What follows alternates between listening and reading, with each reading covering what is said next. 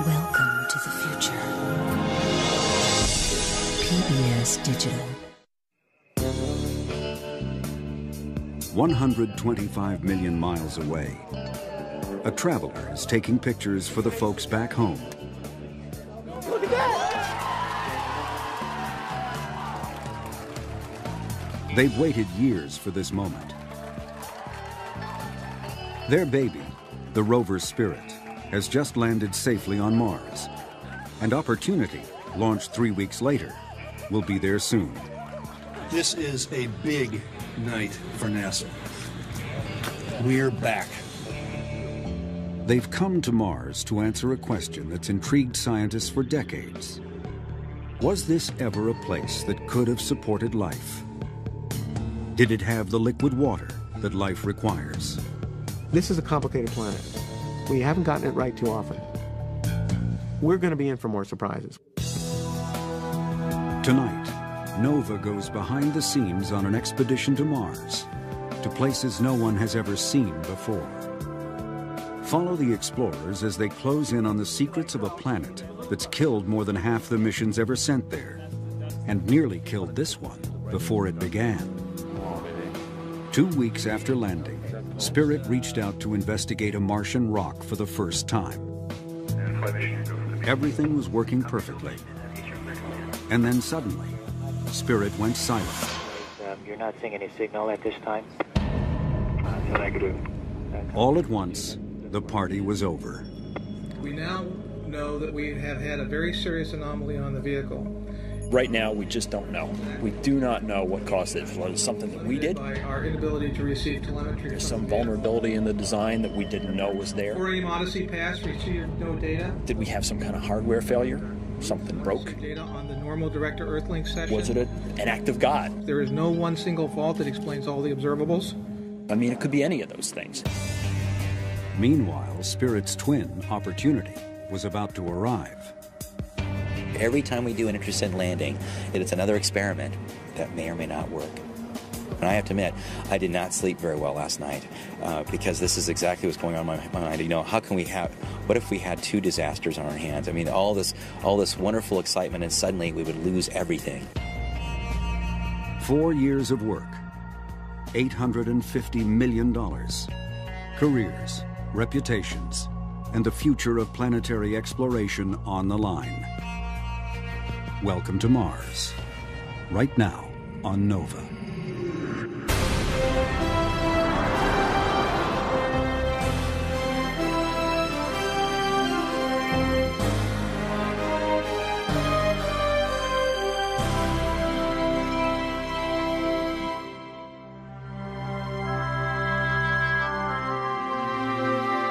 Major funding for Nova is provided by the Park Foundation, dedicated to education and quality television. Science. It's given us the framework to help make wireless communications clear. Sprint is proud to support Nova. We see one small step on Mars. Microsoft is proud to sponsor Nova for celebrating the potential in us all. And by the Corporation for Public Broadcasting, and by contributions to your PBS station from viewers like you. Thank you.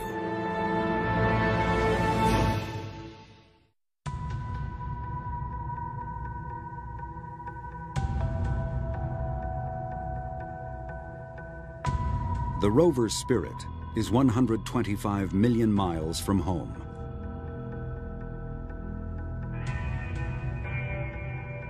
Whether it's alive or dead, no one knows.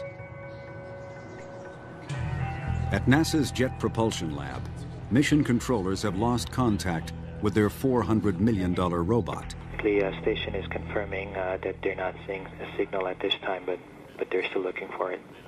Copy that.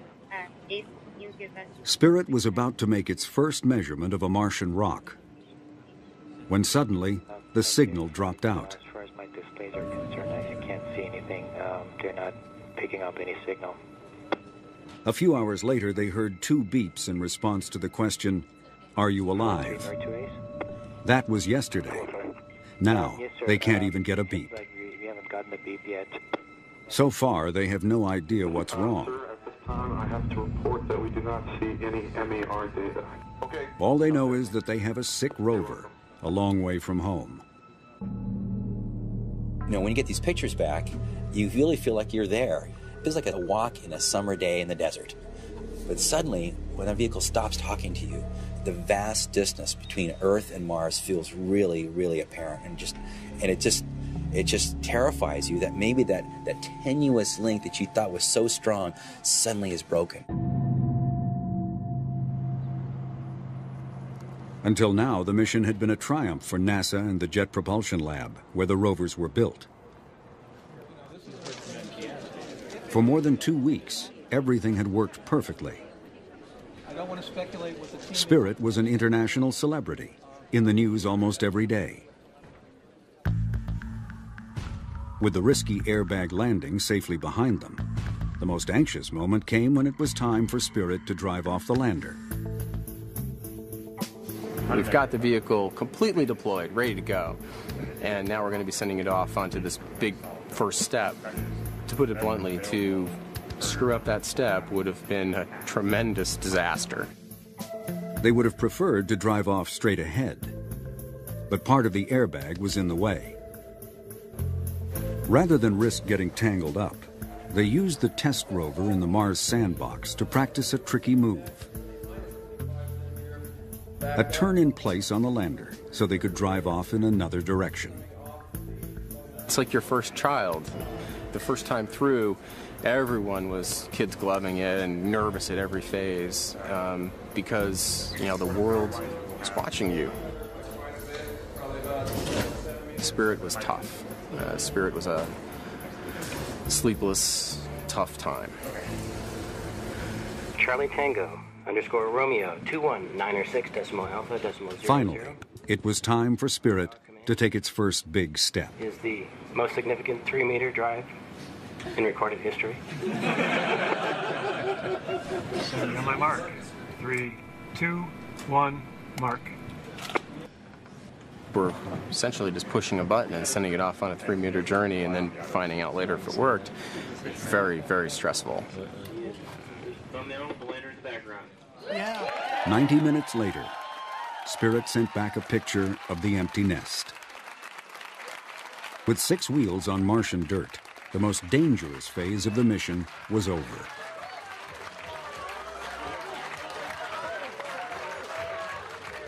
The time had come to start exploring Mars. This is what everyone had been waiting for. And then Spirit stopped talking.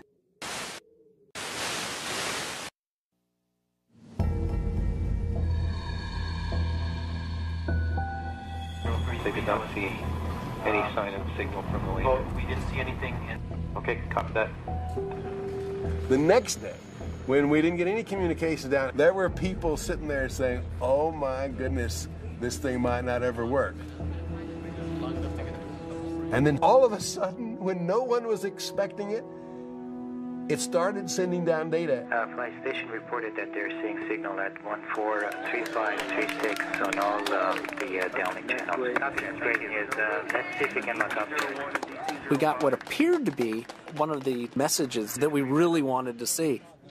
But as we went through it, and with the crowd of people around us, it became fairly obvious that it was just a really unfortunate piece of garbage data. We're going to look at some more, but it doesn't look promising. But even garbage is better than nothing. I was thinking, at least it's trying. So now we have a chance. Tracy Nielsen is the fault protection engineer. She helped design systems that put the rover in a safe mode when things go wrong. What they do here at JPL is they build a lot of robustness, a lot of fault protection capability, a lot of ability to keep the vehicle alive into the hardware. And what that does is it buys time. It buys time for some very smart engineers to go through the data and figure out what the hell happened. We're thinking there's a problem with the software, and so... They have lots of theories, But until they get some real data from the rover, they can't diagnose the problem. Get the same thing, so give us a minute. Copy that. Just want to understand. Thank you. There's a lot of pressure with get us the answers right now, and people 24 hours a day asking us what's going on, and we couldn't tell them anything. An hour later, they try to get Spirit to talk again. Copy that. 63. And it did start talking to us, and it was great. I mean, everything looked perfectly nominal. We were cheering.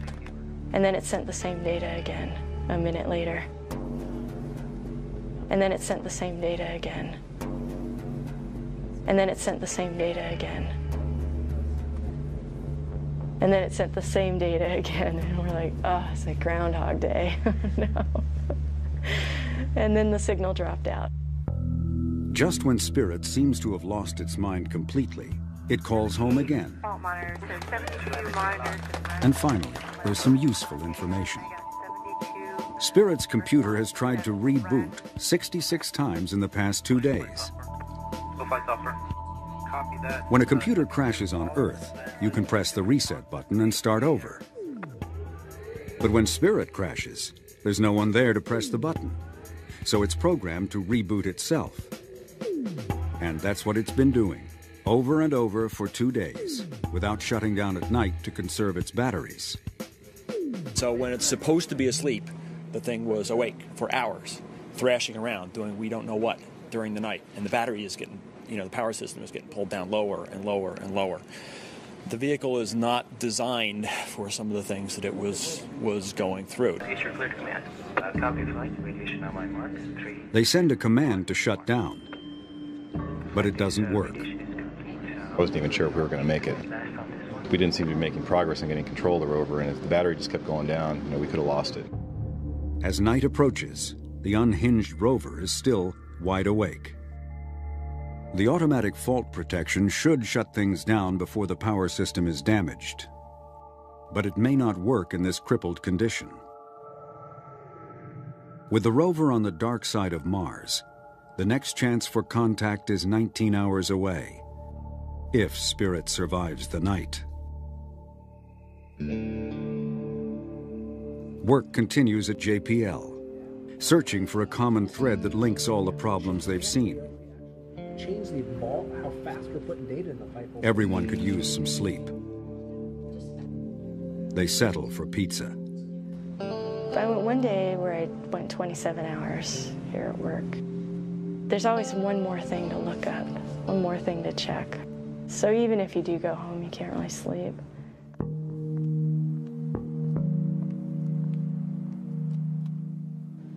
Tracy spends this night working with the test rover, trying to reproduce Spirit's puzzling behavior, while the rest of the team pursues other leads.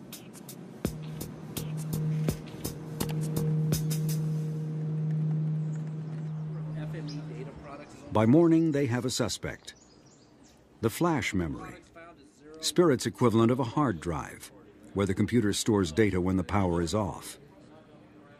And as it turned out, there was a way, which we'd used in test, to isolate flash memory and keep it out of the picture altogether. Flight mission, your go. Still not knowing if Spirit survived the night, they send the command to restart without the flash memory.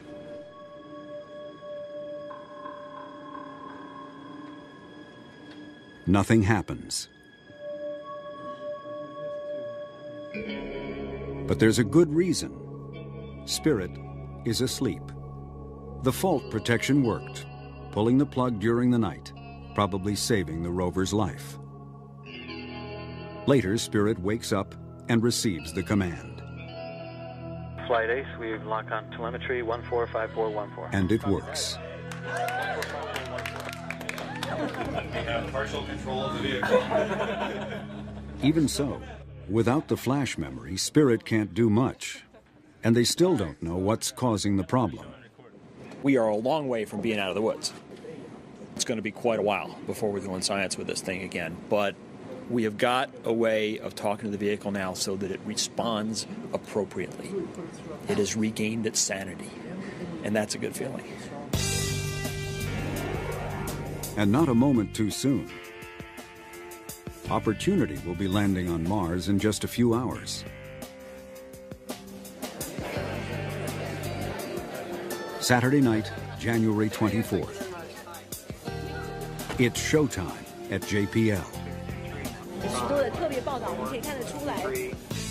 At 8:59 p.m., Opportunity begins its plunge to the surface of Mars. Spirit's crisis was a blunt reminder of how quickly things can go bad. And landing is the most dangerous moment they face. A nerve-wracking 6 minutes of automated parachutes and airbags that must work perfectly to work at all. If you go for that full emotional roller coaster ride, you're history. I mean, it is just emotionally too hard to take over and over and over again. Though this is an exciting ride, you know. If we get this vehicle down on the surface of Mars, we'll be very, very, very happy. The spacecraft is bouncing on the surface of Mars and rolling around. The antenna is pointed in many different orientations. LCP, we see it on the LCP. We're seeing it on the LCP.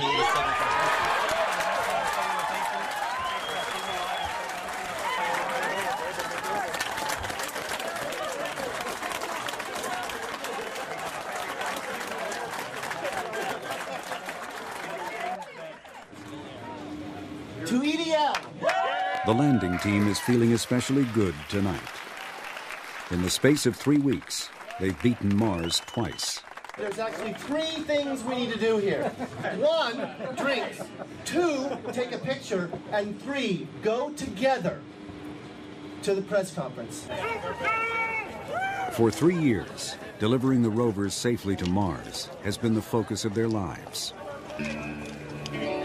Now their role in the mission is over. Almost. The press room is already packed with reporters waiting to hear from NASA's top officials. But this is an irresistible force.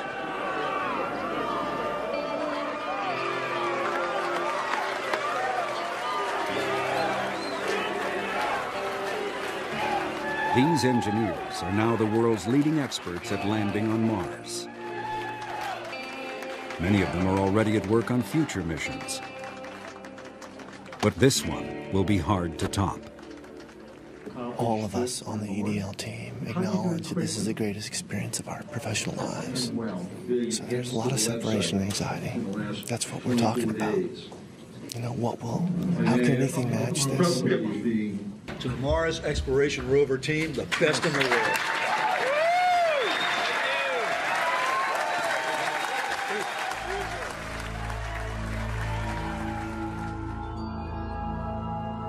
Spacecraft have been visiting Mars for more than 30 years. From orbit, they've seen ancient floodplains, dried up lake beds and river channels. Strong evidence that this now cold, dry planet was once bathed in liquid water, the essential ingredient of life. Recently, scientists have found life on Earth in places they never thought possible before.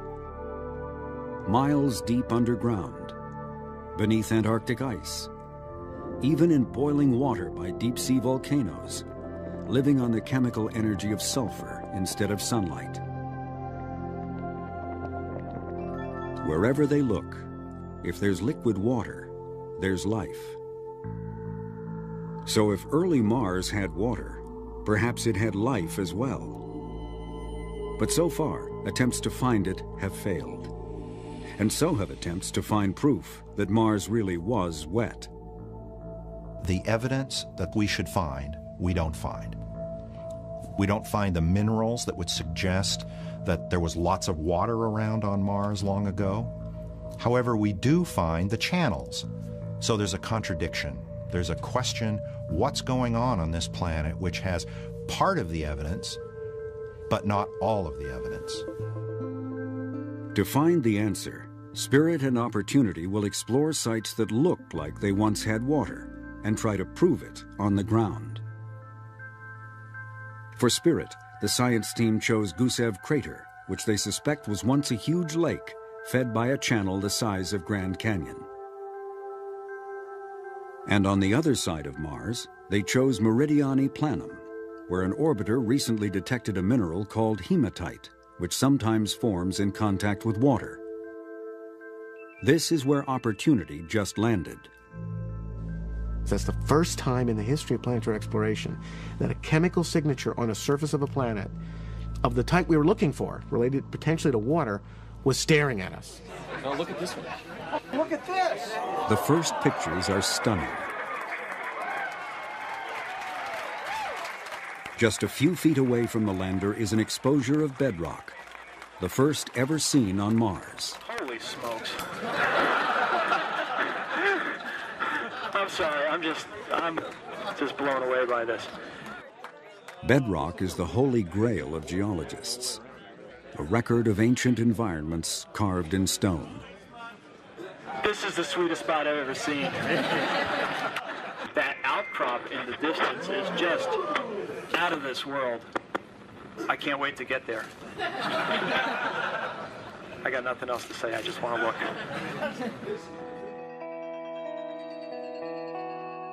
When the full image arrives, they realize that Opportunity hit a cosmic hole-in-one, landing in a shallow crater.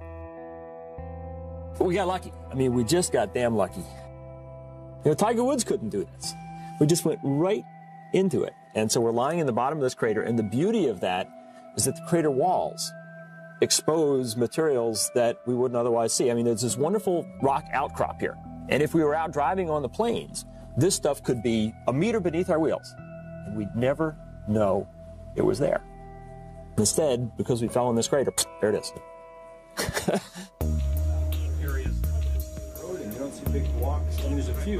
The science team has been planning, rehearsing, and dreaming about this for years. Led by principal investigator Steve Squires, this all-star collection of geologists and planetary scientists is about to start exploring Mars in a way that's never been done before. Right away, they're confronted with something new. The rock seems to have fine layers running through it. Layers suggest the possibility that it's sedimentary rock, formed by the accumulation of sand or mud, perhaps on the floor of an ancient sea. Or it may just be hardened layers of volcanic ash. Volcanoes covered much of Mars in lava and ash billions of years ago. And until now, scientists have seen little evidence of anything else. Most of the rock on Mars is volcanic lava flow. This is something else. This is an unusual Martian rock, at least compared to what we've seen everywhere else. The fact that these rocks are layered says that one possible origin for these is that they were laid down in liquid water. We do not know what's going on here, but the beauty of it is we have preserved in front of us a record that will answer that, and we have on our rover a toolkit of gizmos that will tell us that answer. A week later, Opportunity rolls off the lander. They look for the hematite, the water-related mineral that drew them here in the first place. The infrared spectrometer, called Mini-TESS, can identify minerals according to how they absorb and radiate heat. A false color image shows lots of hematite in the red and orange areas, and very little where it's blue and green. The areas with the least are where the airbags left their imprints. Then, with the microscopic imager on the robotic arm, they take a series of extreme close-ups of the soil and find another puzzle. Tiny spheres the size of BBs litter the ground. A short drive forward brings the rover close to the outcrop. Another image, with the color tweaked to distinguish different materials, reveals more spheres. And more close-ups show them eroding out of the rock.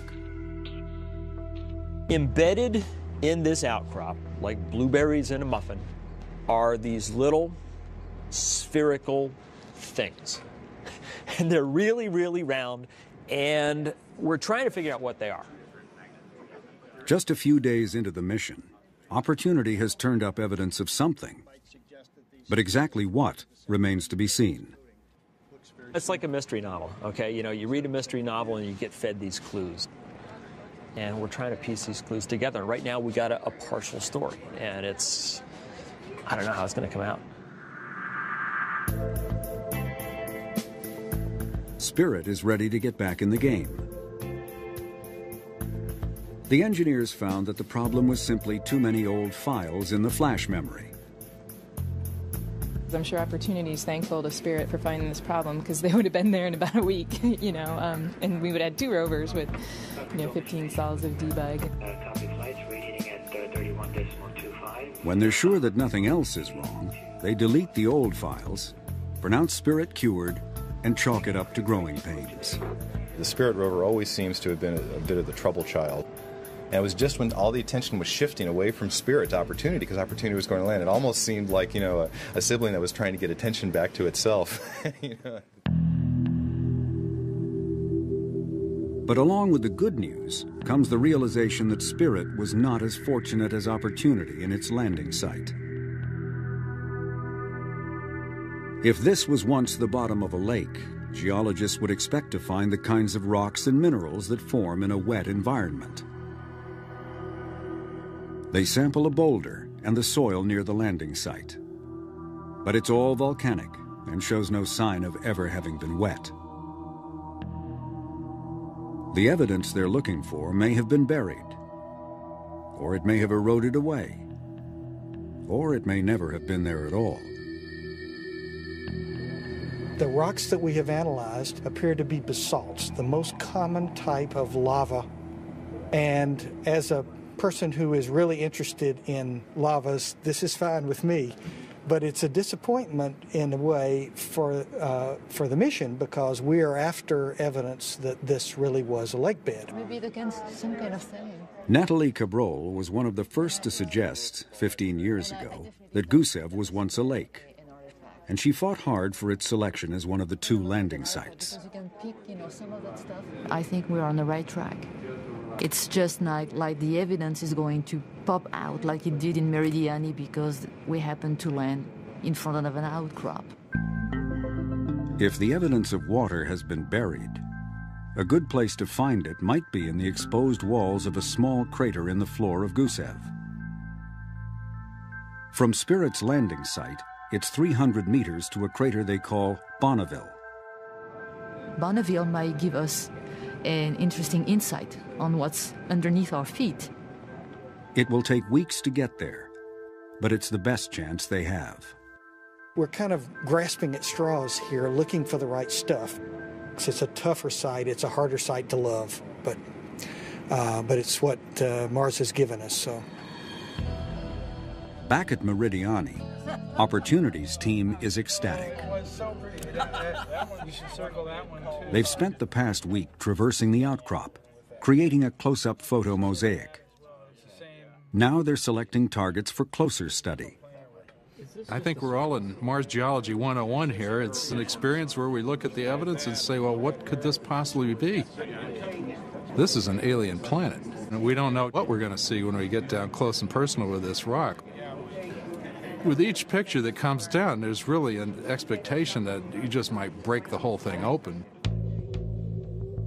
If this outcrop was ever exposed to liquid water, there will be clues in the chemistry of the rock. And that's what Opportunity is looking for. The rovers have 2 spectrometers on the robotic arm. One can identify minerals containing iron. The other sees chemical elements. Both work by bombarding the target with radiation and reading the signal of what bounces back. Every element and every mineral has a unique signature. So far, the instruments have seen a lot of sulfur, a common chemical element in volcanic gas. If the gas mixes with water, it can make sulfuric acid, and that can react with certain rocks to produce mineral salts called sulfates. A lot of sulfates in this rock would be evidence of water. But the sulfur seen by the instruments may be just a thin coating on the surface. The only way to tell for sure what the rock is made of is to get a clean look inside. And the rovers have a special tool for that purpose, the rock abrasion tool, or RAT. But the man in charge of the RAT is worried. I thought that before landing we had roughly been able to approximate anything that Mars was going to throw at us. Of course, what I neglected to think about was a rock that would be spitting out blueberries. What we're afraid of happening is that we're going to dislodge one of the spherules, and that it's going to be like a pinball machine between the RAT and the surface of the rock. And this could be something that causes us some problems. Oh my God. Squires thinks they're onto something big. But what are we dealing with here? I mean, this rock. Steve Gorovan's team spent years developing the RAT. This does not look volcanic. This is not basalt. There's not too many other things left. Now the mission is riding on it. Well, we're going to get to the bottom of it, so... Yeah, exactly. Literally. And it's you who got to do it. Okay. I will. The science team selects a piece of the outcrop called El Capitan for Opportunity's first RAT. Squires shows the rover driver the area where they want to work. Then the driver builds a set of commands that will tell Opportunity exactly how to get there. Incredibly, considering that the rover is on Mars, he'll get it to within a few centimeters of the desired spot. Meanwhile, Gorovan has blueberries on his mind. He picks a spot to RAT that looks berry-free on a full-size image. But when the close-ups arrive, he gets an unpleasant surprise. More blueberries. Look at this. You cannot see this berry in the place that we looked at. You just can't see it. You got it properly registered with the PanCam? You know where you are? I did not see those spherules in the PanCam. Steve, sit down with some PanCam images and get this stuff registered. You got to figure out where you are, man. I promise that's what Phil and Keel are doing. That's what we've been doing since I got here. But we can't find this. We're not at the edge. Well, it's obviously there. We'll solve it. Solve it. Solve it by the science. Hey, we get paid. You know, we'll solve it. Every day on Mars brings new problems, and they have to be solved quickly. The rovers wake themselves up each morning when the sun hits their solar panels, at which point they're ready to receive instructions for the day. But they're on opposite sides of the planet, so as day begins for one, it ends for the other. That means round-the-clock operations for two science and engineering teams, trying to take advantage of every waking moment for each rover. And there's another problem. The Earth day is 24 hours long. But the Martian Sol is 24 hours and 40 minutes. Every day the rovers wake up 40 minutes later. And to stay in sync, the people on Earth must do the same. So if the day starts at 7:30 on Monday morning, on Tuesday it's 8:10. On Wednesday, 8:50. This way it's better. A week later, it's 2:10 in the afternoon. And so on, marching relentlessly around the clock until everyone is in a state of permanent Martian jet lag.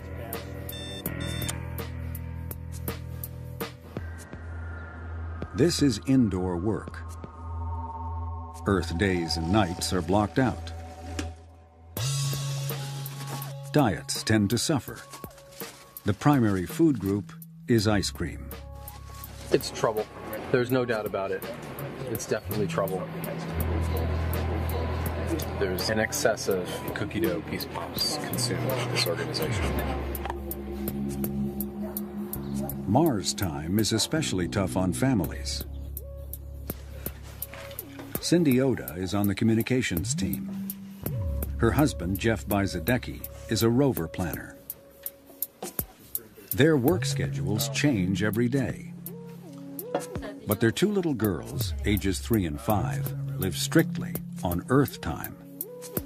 It still gets very confusing. Like, we're always trying to look at our schedule, trying to figure out what time exactly that we work and do we overlap, and also to coordinate with our children's schedules. You know, there's pickup time, their drop-off time, music class, and their swimming classes, and the, you know, ballerina class. If we didn't have any Earth time at all, it would make things a lot easier. It's the salt. This is 5 millimeters. It's even tougher for those who try to keep up with both rovers. They're both exciting. I like to go back and forth between the two. It takes real effort to force yourself to go home and sleep. It takes real effort to eat. But yet you don't want to miss anything. You don't want to say, oh my gosh, if I go home for a week, I'll come back and they will have figured it all out. Yeah, we gotta go to this place and beat the hell out of it. Each day is a race to absorb the new data coming down, and then while the rover sleeps, to prepare a plan for the next sol that's ready to uplink the moment the rover wakes up in the morning.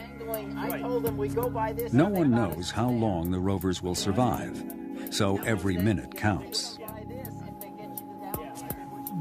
At Meridiani, the pressure is on to choose a spot to rat on El Capitan. That spot for ratting has to be chosen now. And I mean literally in the next, well, it should be chosen in the next, hour. What is this rock? That's McKittrick. Okay. Finally, his team picks a spot that looks safe. You guys got to stay with me and do the uplink priority. Then they build a step-by-step sequence for the rat grind. McKittrick Base and James Barrow.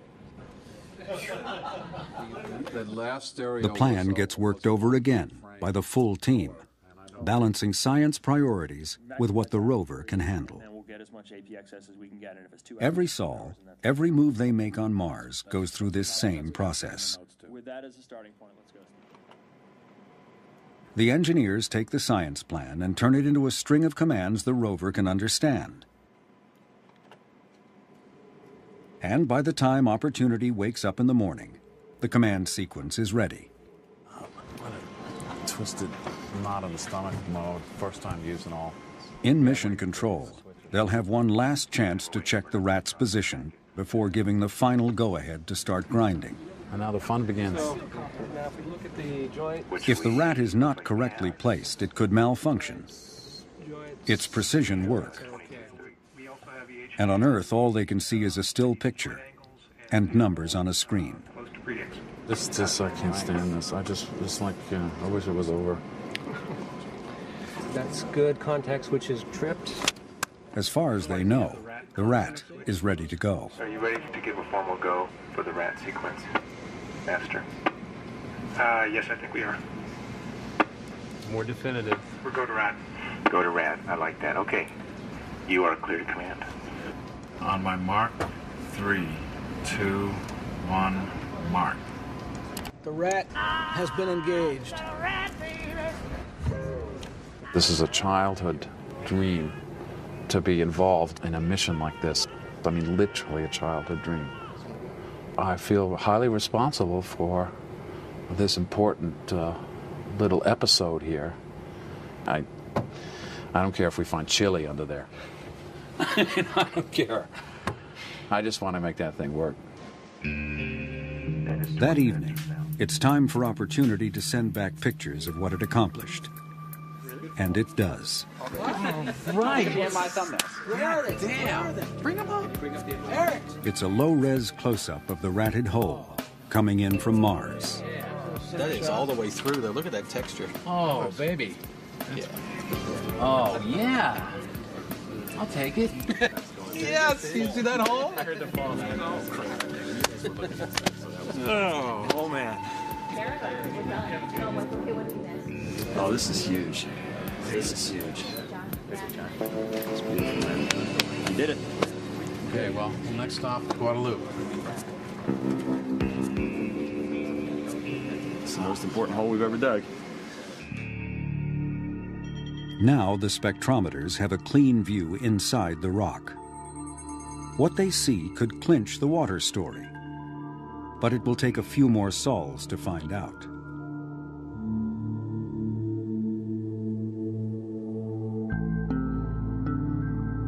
At Gusev, Spirit is closing in on Bonneville Crater, and there's still no evidence of an ancient lake. But Mars is what Mars is. I happen to really like the Gusev site because it's working class Mars. You know, it's the 98% of Mars. We went thinking we might find a lake, but what we're finding is lavas and dust and craters and impact processes and the winds blowing for eons. That is probably most of Mars. Gusev is just good solid, down-home Mars. That could change when they see what's over the rim of Bonneville Crater.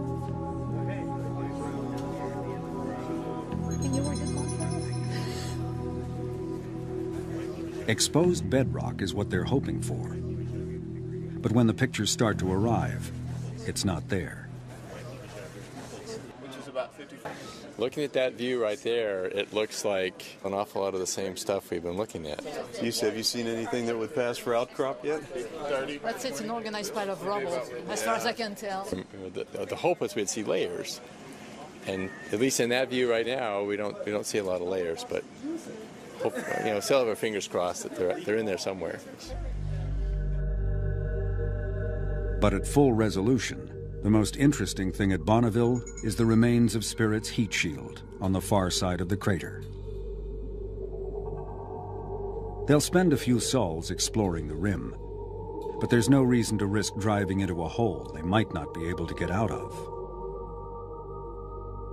A more tempting destination is 2.5 kilometers to the east, the Columbia Hills, which from a distance show hints of layered rocks that could be interesting. But it will take another 3 months to get there. Another long wait for the scientists.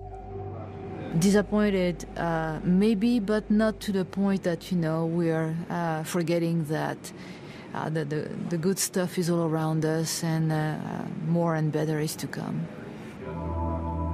It's at the same size scale as the other points. At Meridiani, everything seems to be pointing to water. But they have to resist jumping to conclusions before all the evidence is in. Anybody in the world can look at this data. The same data we're looking at right here is all available on the web. So there are some kind of frustrated geologists out there. They're wondering what's taking so long to figure out the obvious. First, the blueberries. Nature has more than one way of making things round. An asteroid impact or volcano can spray molten rock into the air, where droplets harden into tiny beads and fall back to the ground. Well, imagine if that's happening. Boom, a bunch of these things fall in. They're all going to be concentrated in one layer, right? We don't see that. They're dispersed. Best guess is that they're concretions now, I think. Mm-hmm. So too. They think it's more likely that the berries are something called concretions, mineral deposits that grow in water-saturated rocks, like pearls and oysters.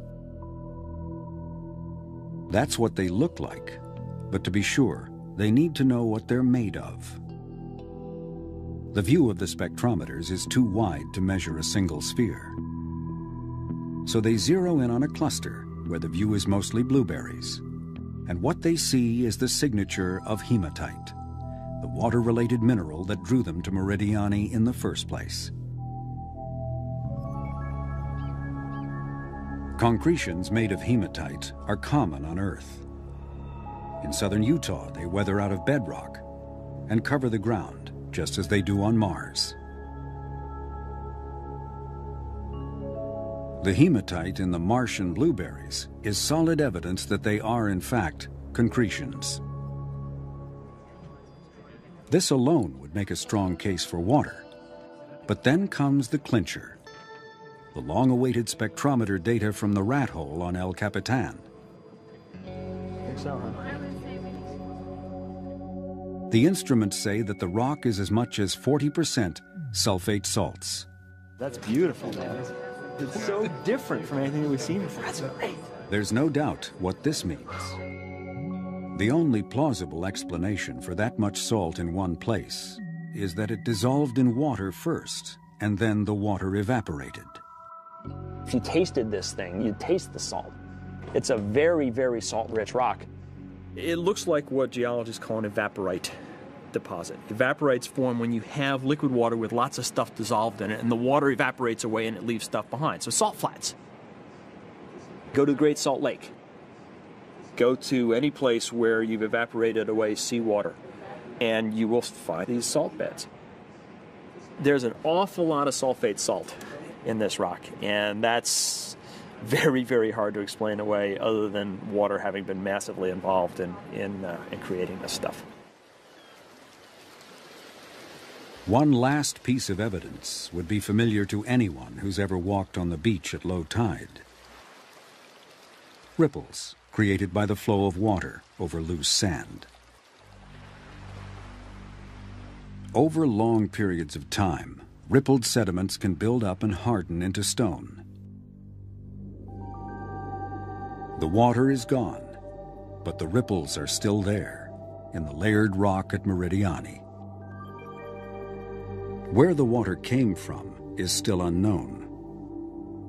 But one possibility is that it came from below, as groundwater laced with sulfuric acid, percolating up through the volcanic bedrock, leaching out elements like iron, creating a broth of dissolved salts. At times, the water would flood the surface, forming shallow lakes or seas that would last for a while and then evaporate, leaving a crust of the dissolved sulfate salts behind. This may have happened repeatedly, building up a thick deposit of salty rocks over time. The hematite blueberries would have grown within these rocks while they were saturated with water. Now the water is gone, and the rock is eroding away, leaving the harder berries behind. So we think we're parked on what was once the shore of a salty sea on Mars. That's pretty cool. 2 months into the mission, NASA is ready to tell the world what's been found. The first proof of liquid water on another planet. Opportunity's latest science returns from Mars have profound implications for future exploration. That's going to be the topic. For centuries, people have wondered whether there was ever life on Mars. Shallow, salty sea. Now we've found one place, at least, where life had a chance. We know that there was standing water there sometimes, but not all the time, for at the very least thousands of years. We also know that the planetary surface was dominated by the chemistry of sulfur. Does life live in that kind of environment on Earth? Absolutely. There are microbes on Earth that thrive in sulfuric acid, and many species that use sulfur compounds as their source of energy. If life were present on Mars 3.5 billion years ago, very likely some of that life could have figured out a way to tolerate the environment at Meridiani. Whether or not there was life present to take advantage of those conditions is still an unsolved question. If life was there, the evidence is likely to be preserved in the kinds of minerals that formed at Meridiani.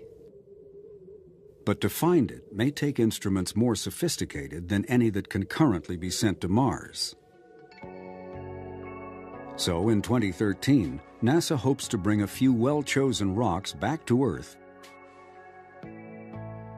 Between now and then, a series of new missions will make sure they choose the best possible rocks when the time comes. Our strategy is to understand the big Mars, so when we look for life, we're not misled. Let's take this finding, Meridiani, and let's extrapolate it across the planet. Where else on Mars does it look like that? Is this the Holy Grail place to go look for life? Maybe there's better places.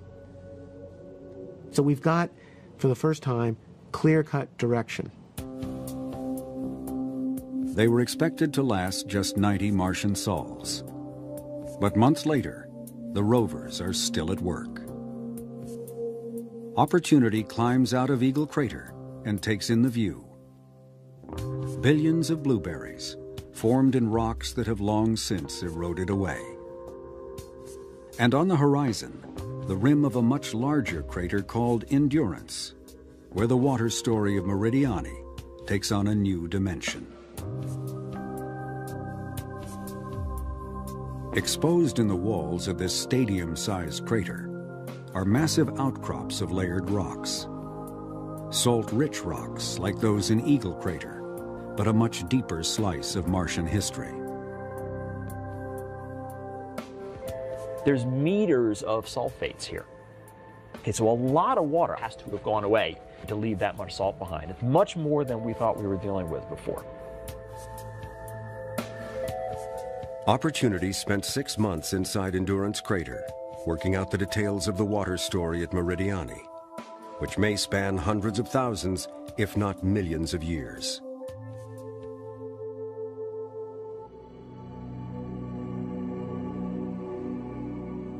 And then there's Spirit, the long-distance traveler. On Sol 156, it's at the base of the Columbia Hills. 70 meters up is an outcrop of bedrock, the first they've seen in Gusev Crater. But it will be a tough climb. This is one beat-up vehicle. This thing has traveled for 3 kilometers. It's coated with dust. We got a gimpy wheel. You know, that front right wheel is hurting. If it was a fresh vehicle, I'd say, yeah, we could climb this hill. As it is, it's going to be a struggle. A month later, Spirit has beaten the odds and become the first mountain climber on Mars. And it's here that the rover finally gets lucky. Orbital maps suggest this bedrock is older than the floor of Gusev Crater, and possibly older than any lake it may once have held. But the instruments detect goethite, an iron mineral that can form only in the presence of water. This may prove to be a different water story than the one Spirit was looking for. In any case, it will add a new dimension to our picture of Mars. At Gusev, we get 2 different pictures. The rocks in the Columbia Hills can tell us something about very early events in Martian history. They also tell us that in the last 3 billion years or so, not much has happened. It's been cold, it's been dry, it's been quiet. Meridiani, wonderfully enough, fits into the interval between those things. So the whole history of Mars isn't this place or that place.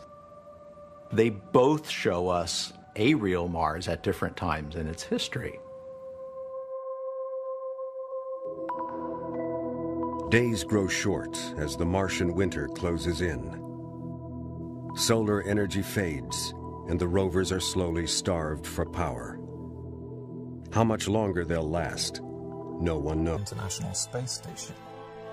The Bush administration announced in 2004 the Constellation Program. On the moon.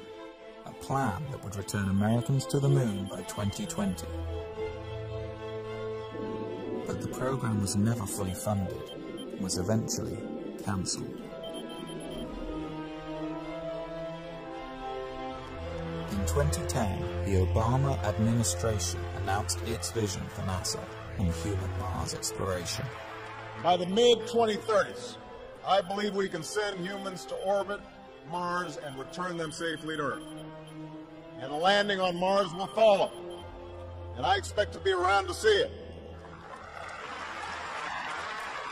With a new timeline for humans to Mars sometime after 2035, and with administrations changing every 4 or 8 years, it is far from certain that such a plan will be realized.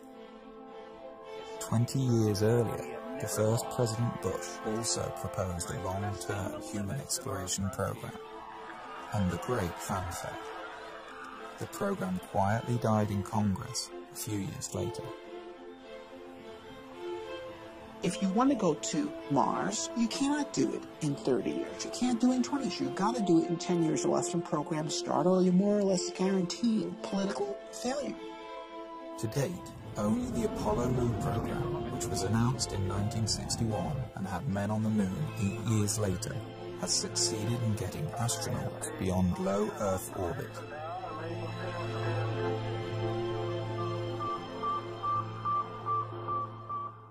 I was 5 when Sputnik flew. And while to the adults, Sputnik was a terrifying event, to me, as a child who was already reading science fiction, it was exhilarating, because it meant that this possibility of a spacefaring future was going to be real. And I was 9 when Kennedy gave his speech committing us to the moon. To go to the moon in this decade and do the other things, not because they are easy, but because they are hard. I grew up during the 60s when it was Mercury, it was Gemini, it was Apollo. Every month, NASA was doing something more impressive than in the month before. We were going to be on the moon by 1970, Mars by 1980, Saturn by 1990, Alpha Centauri by the year 2000. We were moving out, and I wanted to be part of that. And so I got myself a scientific education. But then in the early 70s, it's all collapsed. We achieved the first part of that program, Moon by 1970, but the Nixon administration shut down the rest, and we did not move out into space. And for a while, I accepted that, grudgingly. I became a science teacher. But then in the early 80s, something hit me, and I said, I'm not going to accept myself doing less than what I had dreamed of doing when I was a boy. Zubrin went back to graduate school, getting advanced degrees in engineering and aerospace. He then went on to work at Martin Marietta, which later became Lockheed Martin, designing interplanetary missions. It was here that Zubrin's obsession with the Red Planet began to take hold.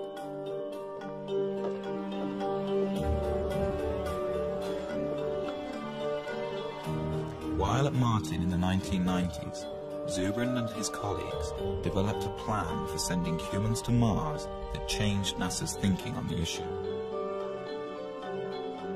But the plan has languished on the drawing boards ever since. Now, as president of the Mars Society, Zubrin is at center stage in the debate over the future of manned spaceflight. Known as a smart, visionary scientist, he has authored several books on exploring space, and is the self-appointed spokesman for the possibility of colonizing Mars. Mars is where the future is. Mars is the closest planet to the Earth that has on it all the resources needed to support life and therefore technological civilization. It has water, it has carbon, it has nitrogens, it has a 24-hour day, it has a complex geological history that has created mineral ore, it has sources of geothermal energy. Mars is a place we can settle. One reason for such optimism over a frozen world like Mars is evidence that 2 billion years ago, Mars was a much warmer and wetter place. We think that at one time in the ancient past, Mars was very similar to the condition of early Earth.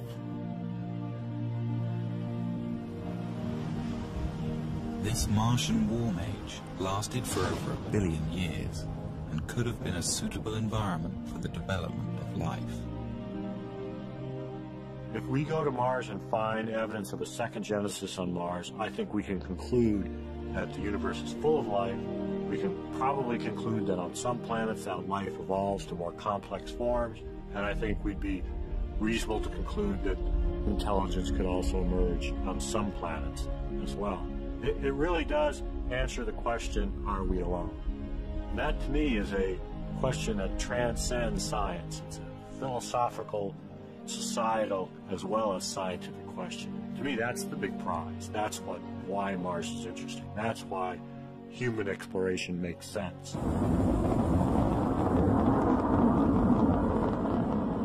Space programs are often criticized for the huge sums of money they require.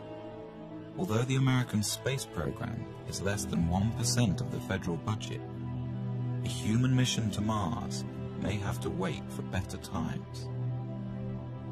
There are those who say that we have many problems to deal with here on Earth, and we need to postpone ventures such as the human exploration on Mars until these problems are solved.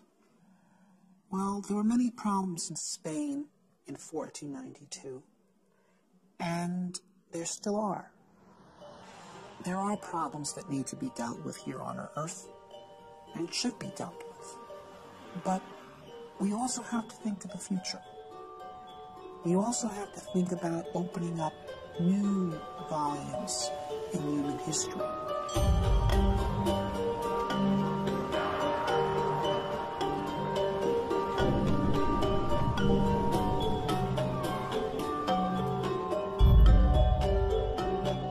I believe that it's essential for a positive human future that humanity expand into space.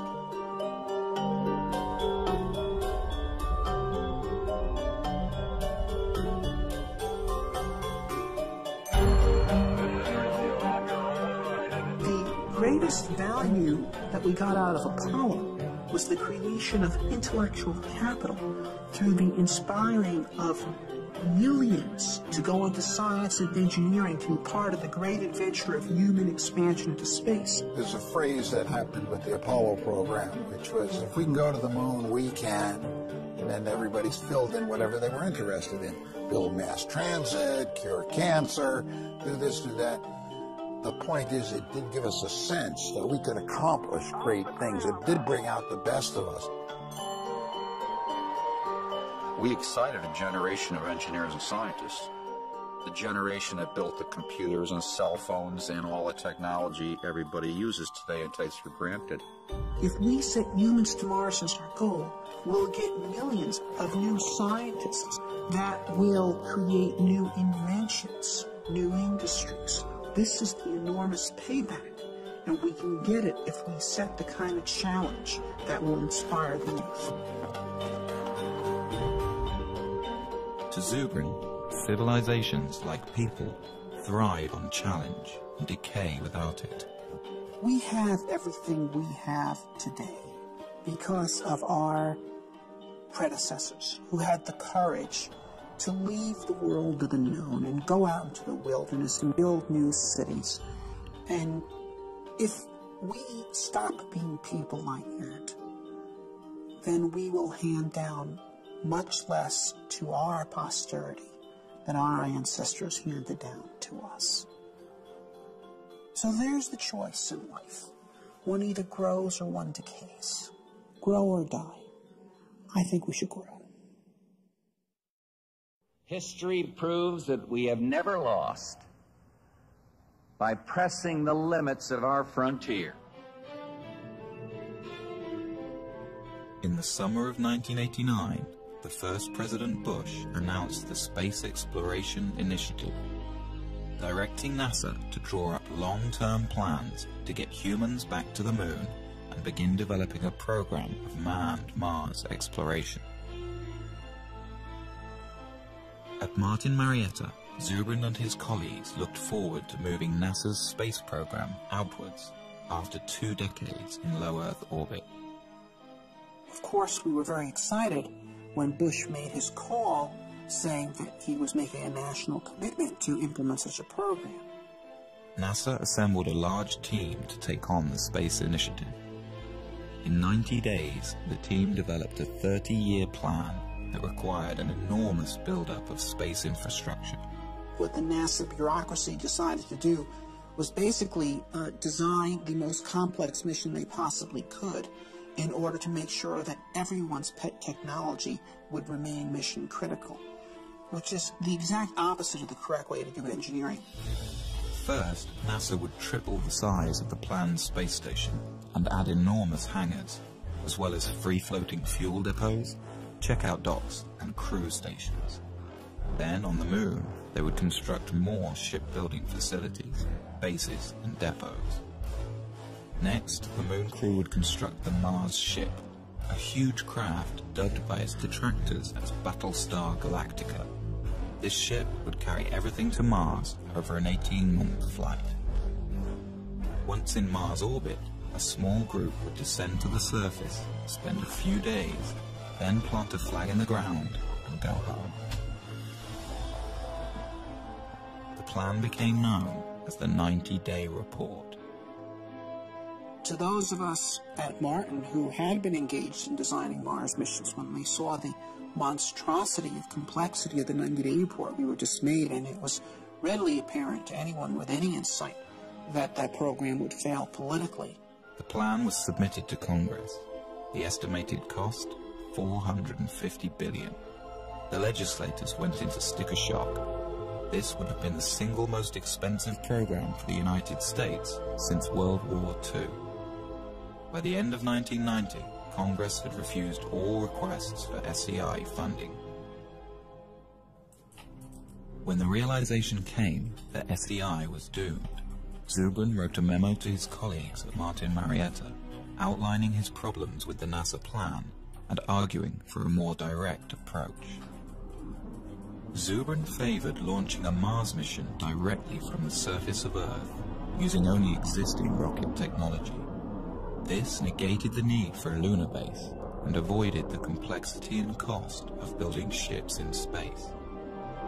He also objected to NASA's plan for a short surface stay on Mars, a mission that would amount to little more than a flag and footprints exercise. To Zubrin, we were going to Mars to explore and develop a new world. To maximize surface time, Zubrin proposed using a faster flight path, known as a conjunction-class mission. This would mean a crew could arrive on Mars after only a 6-month journey. They would then remain on the Martian surface for a year and a half.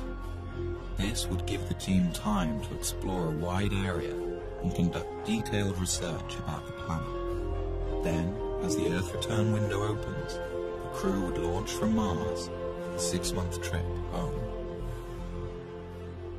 Zubrin was convinced that a simplified, more robust and cost-effective mission could be designed using these principles.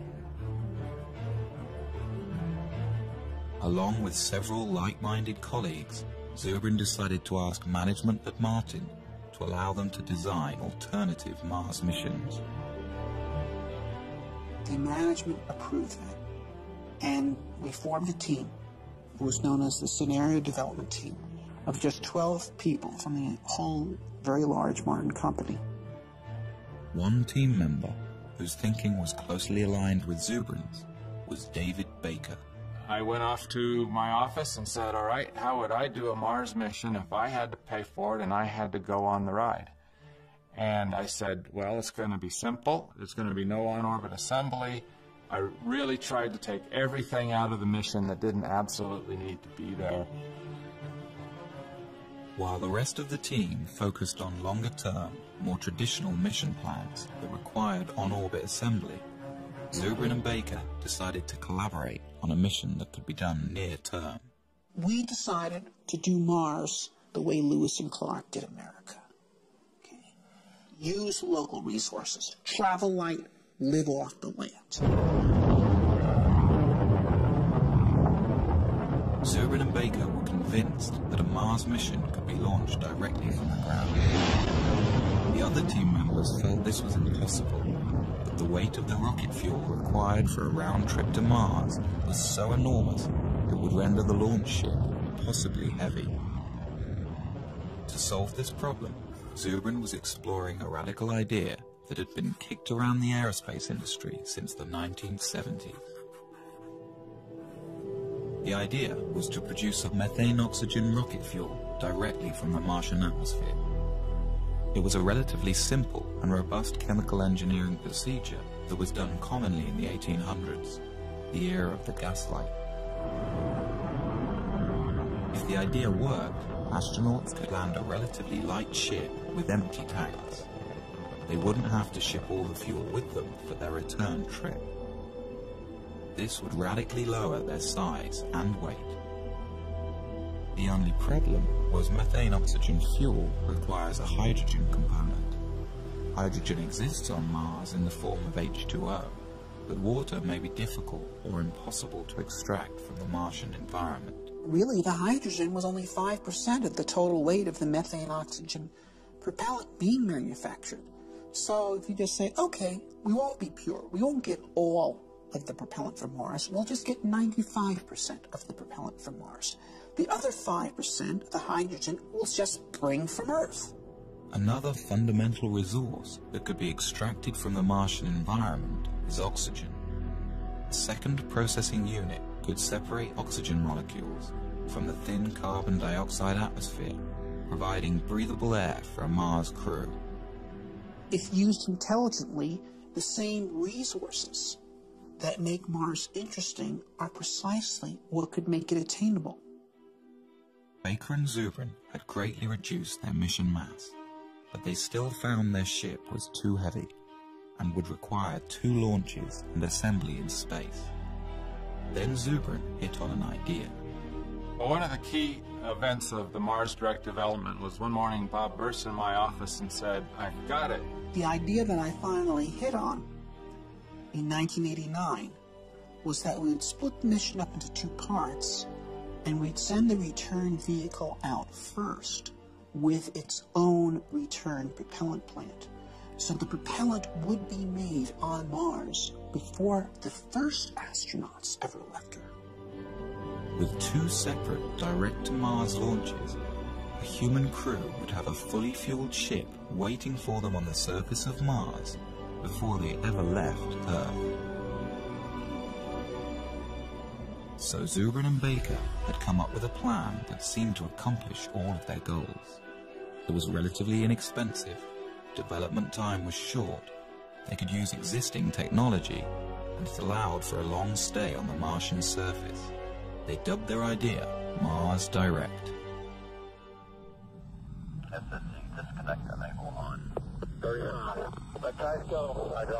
Aboard an Ares rocket is the Earth Return Vehicle, or ERV. No one is aboard this ship. It will pave the way for the astronauts who, years later, will use the ERV to return to Earth. 1.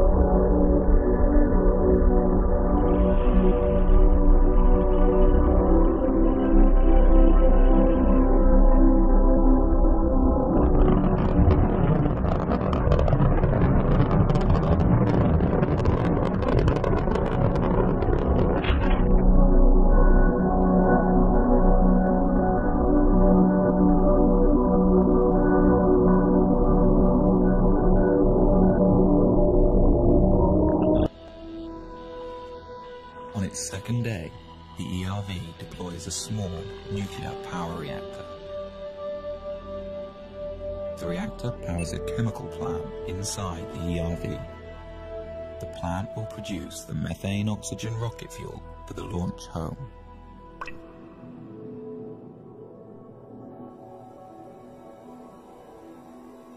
Nearby, a second robotic rover is guided to a pre-picked landing site for the human crew.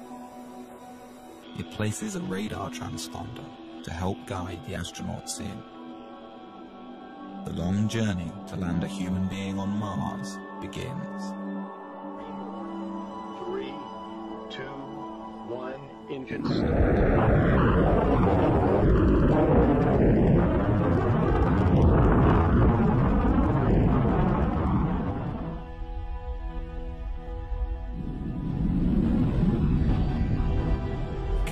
Most skillfully assembled flight team in history, 4 astronauts begin their 2.5-year mission to the Red Planet. This will be the first time a human has gone beyond the Earth-Moon system, 250 million miles farther than any person has ever been.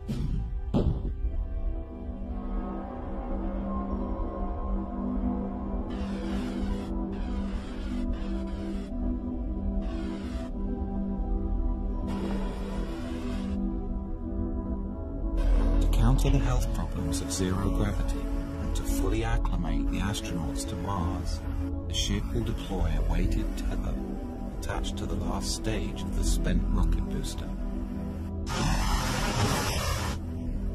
By thrusting the ship into a rotational spin, the counterweight of the rocket will create centrifugal force, and thus artificial gravity. The crew will be able to live with their feet planted firmly on the floor during their 6-month transit. But the HAB is not entirely alone on its journey. Just ahead of it is a second ERV, identical to the first. Launched just a few weeks prior to the HAB, it will prepare the way for a second human crew that will follow 2 years later. It can also function as a backup for the first mission, if anything should go wrong.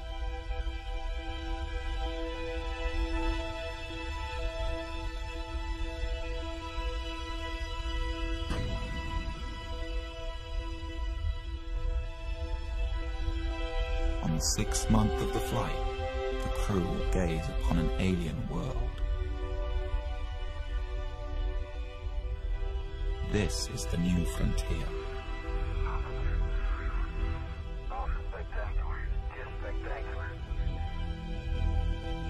After days in orbit and satisfied with the landing conditions, the crew will receive final word from Mission Control on Earth. All systems are go for entry, descent, and landing. 3, 2, 1.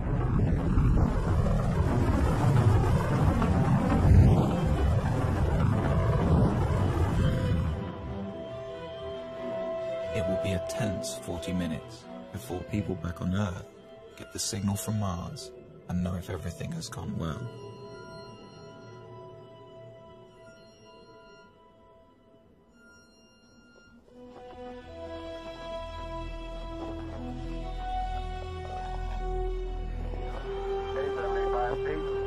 Looking good, down and half. Forward. 60 seconds. Lights on. Forward. Forward. 40 feet down, 2.5. Green shadow. 4 forward. Drift into the right road. 30 seconds. Contact light. Okay, engine stop. We're seeing it on the altitude. We're on Mars, everybody.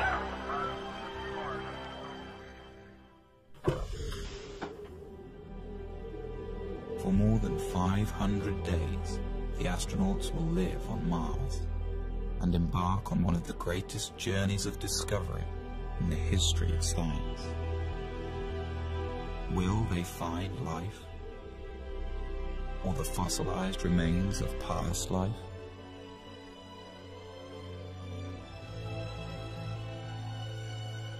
Such a discovery could tell us whether our solar system has seen more than one Genesis, and answer the ultimate question: are we alone?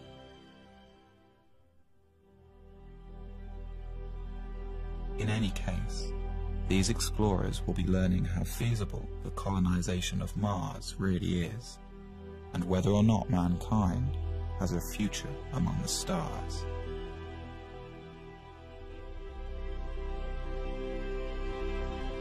Then, when the time comes and the window for Earth return opens, the crew will climb into their Earth return vehicle and head home.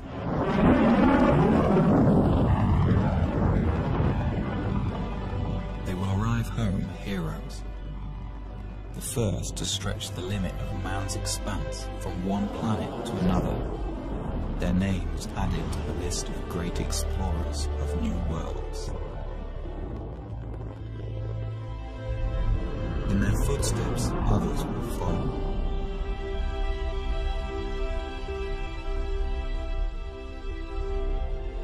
What began as a trickle is free to rise into a deluge of humankind, sweeping over a once barren land and transforming it into a viable new world.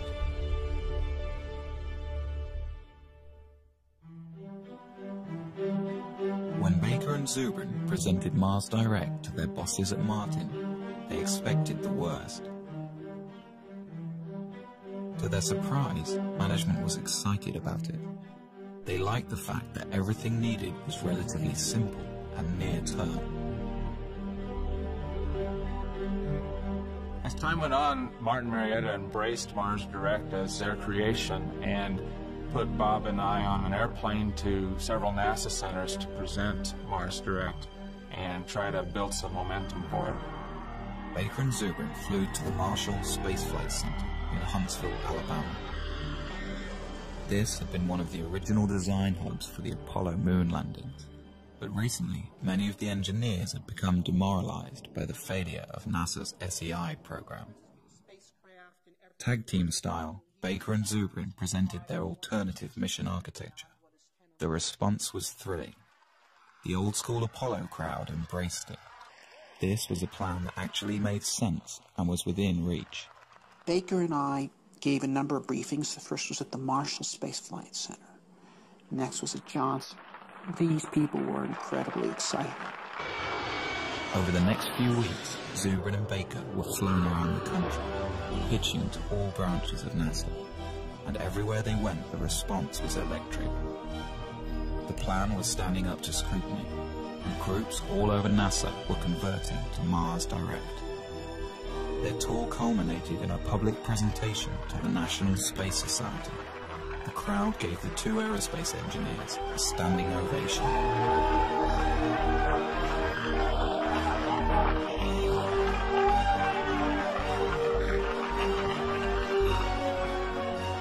A week later, the story was in newspapers around the country.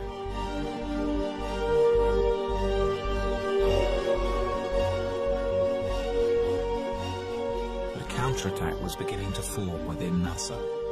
The space station teams and many in the advanced propulsion groups were against the idea. Since Mars Direct didn't need their programs, they felt under threat. As quickly as doors opened for Zubrin and Baker, they began to close.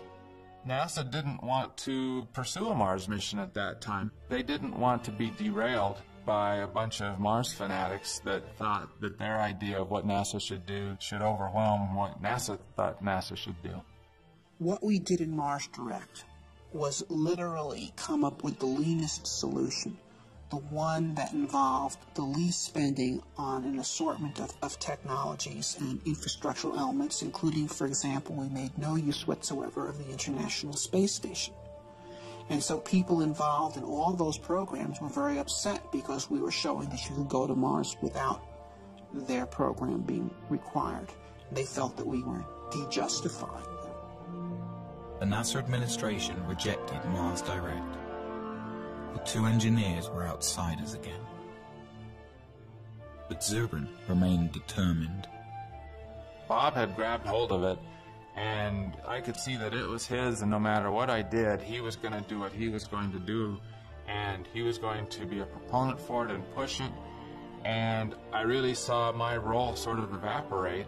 It's a little bit like being a dim planet next to a bright star around him in terms of his enthusiasm, and you really can't compete with that. All you can do is decide how you're going to deal with it. By February 1991, Baker quit Martin to start his own firm. Zubrin battled on. For the next year and a half, Zubrin tried to get NASA to pay attention, giving speeches, writing papers, but Mars Direct's time seemed to have passed.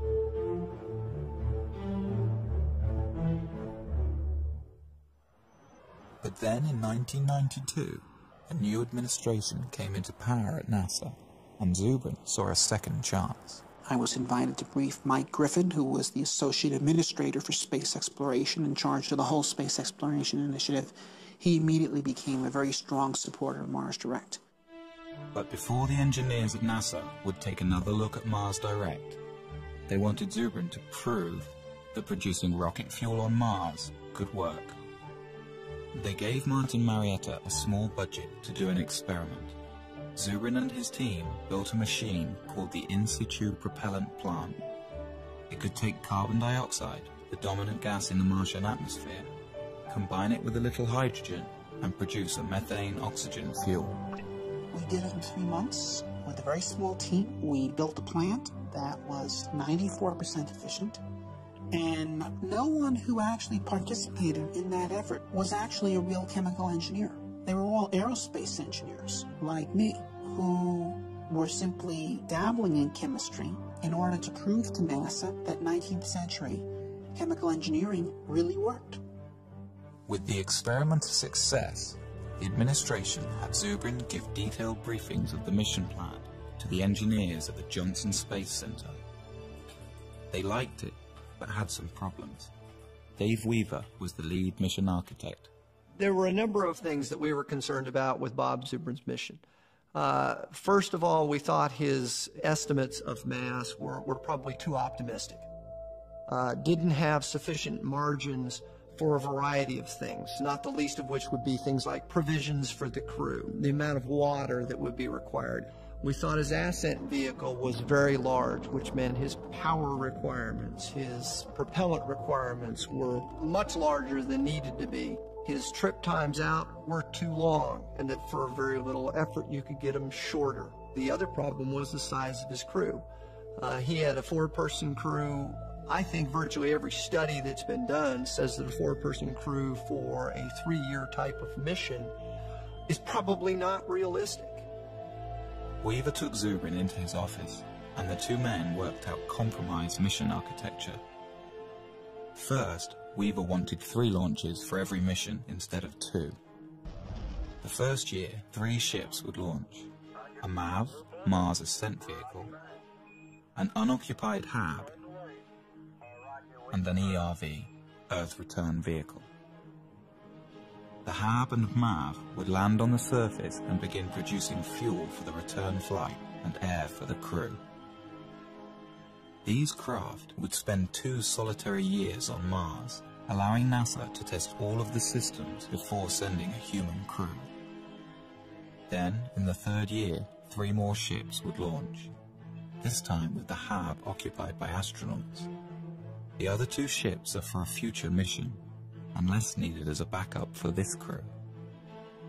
Once on Mars, the team could also utilize the first HAB. Then, after a 1.5-year stay, the crew would climb aboard their small capsule and rendezvous with the return ship. This ship would carry them back home in a roomier environment than Zubrin's ERV. Zubrin called the plan Mars Semi-Direct. NASA called it the Design Reference Mission. They had a larger crew than we had. They had bigger ships. They had more equipment. They had heavier equipment. So they had to do the mission in 3 launches instead of 2, but it was done with the same principles of Mars Direct. The plan was subjected to the same cost analysis that tagged the 90-day report with a $450 billion price tag. The Design Reference Mission came back at a fraction of the cost, $55 billion. Spread out over 10 years, it could be done within NASA's existing budget. The plan made the cover of Newsweek. Here was a mission architecture that was affordable and could be done today with existing technology. But NASA's astronauts have not left low Earth orbit since.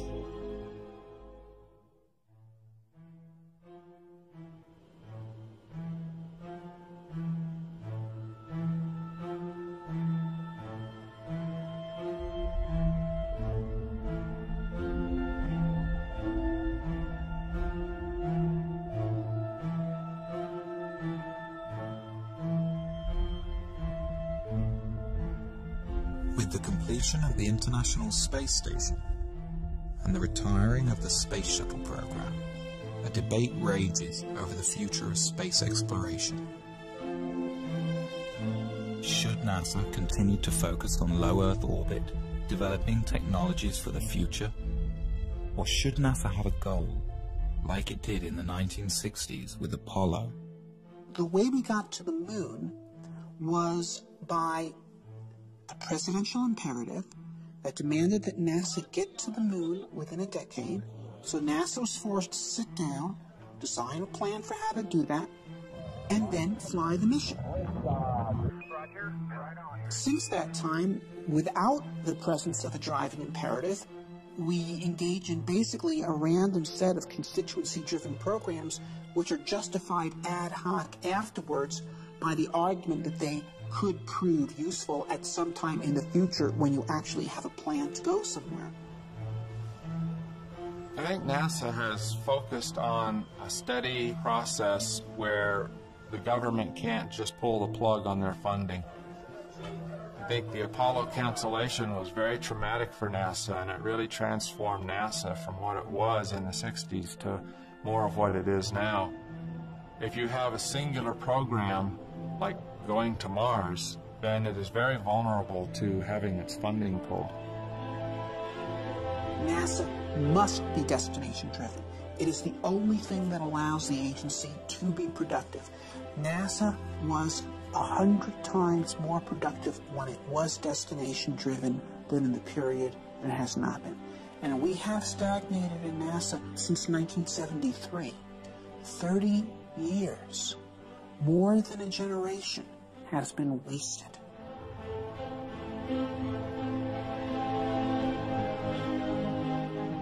The American space program's been stagnant for 30 years. There's a once-in-a-generation shot right now to get it moving again by giving it a goal that'll take it somewhere.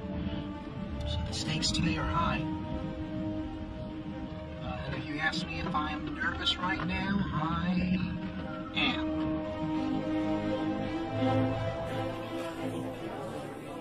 Dr. Zubrin. Why is NASA stuck in low Earth orbit?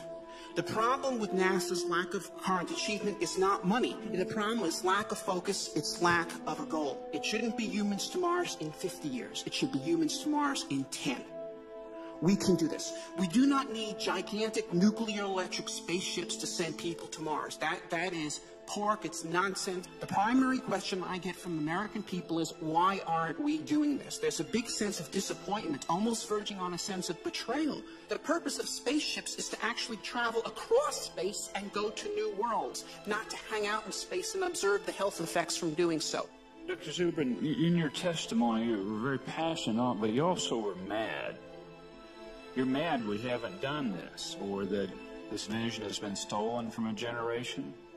I guess you could say that. It's like Columbus coming back from the New World and Ferdinand and Isabella saying, so what, forget it, burn the ships. Okay, that's what has happened in this country.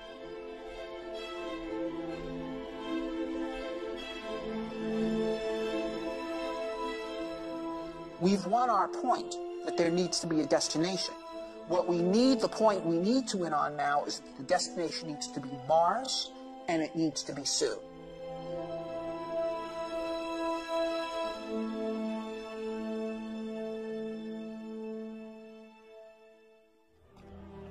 The movement to send humans to Mars in the near term began at the University of Colorado in 1978. A graduate student in astrogeophysics named Chris McKay gave a small seminar on the possibility of introducing life to Mars. I got interested in Mars in graduate school. I entered graduate school the same year that Viking landed on Mars and sent back these images. And it sent back data that showed all the elements needed for life are here on this planet, and yet there's no life here. I don't know, that's odd. It's sort of the lights are on and nobody's home. And I thought, well, that's curious. So some of my other grad students and I, we sort of got together to talk about, well, if there's no life on Mars now, could we put life there? And that evolved also into the question, well, maybe there was life in the past, and we could find fossils, evidence of it. Well, how would you do that? Well, you do that by sending people there. Together with fellow graduate students, the group decided to put together a small conference to discuss the matter of human Mars exploration. We basically just started a forum. We invited everybody from all the NASA centers and from all the universities who were involved in it, and they all came. And it really was, in retrospect, I realized a very important step toward building a consensus for human exploration of Mars. In 1996, I published my first book, The Case for Mars, and the response was phenomenal. I got 4,000 letters from all over the world. I had Parisian bankers and 12-year-old kids in Poland and firemen from Saskatoon and astronauts, and they're all writing me and saying, how do we make this happen? Bob Zubrin came to the third Mars conference and got very much involved. And he was willing and interested in forming a society, forming a group, and organizing. He said, look, if we can pull these people together, if we can get them to work together, we could have a force that could actually make humans to Mars happen. The group formed the Mars Society. Robert Zubrin became the president. They held their first convention in 1998. The convention was just magic. We had no idea how many people were coming. They were there not just from the United States and Canada and Europe. They were there from Israel. They were there from Mozambique. They were there from New Zealand. It was astonishing. Since its inception, the Mars Society has attracted members worldwide. Derek Shannon is the head of the Southern California chapter. He's met with political leaders from all over the country. If you make them look at the whole Mars vision in historical terms, it becomes a much easier sell. How will the Martians remember our century? They're probably not going to remember our deficit, our wars, our healthcare. Those will be footnotes. What they'll remember is that out of all of human history, there came a generation that decided to take this amazing step out into space. And if you tell politicians that they're the ones whose names actually get to be remembered, that's when, hopefully, the space program starts going somewhere. In order to further the knowledge necessary for a manned mission to the Red Planet, the Mars Society has been building research stations around the globe, all of them based on the design of Zubrin's HAB module.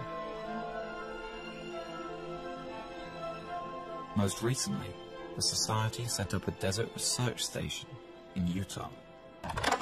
Here, international researchers and aerospace students come to do experiments under the harsh desert conditions and learn what's necessary to keep a Mars crew alive and productive. Basically, what we're doing here is undergoing analog studies. Crews of up to 6 people at a time come together to live in a full simulation environment for up to 14 days. So what that means is every time we go outside the HAB, people have to don spacesuits, have to depressurize. When you go outside, they're called extravehicular activities. They can only be of a certain duration due to the air supply. We have to recycle all our water and basically have our own food as well.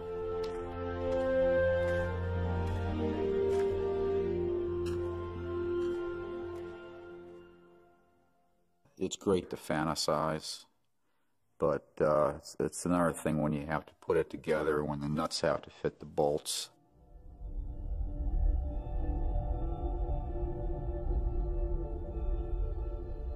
Like the Apollo missions to the Moon, sending human beings to Mars will mean putting people in harm's way.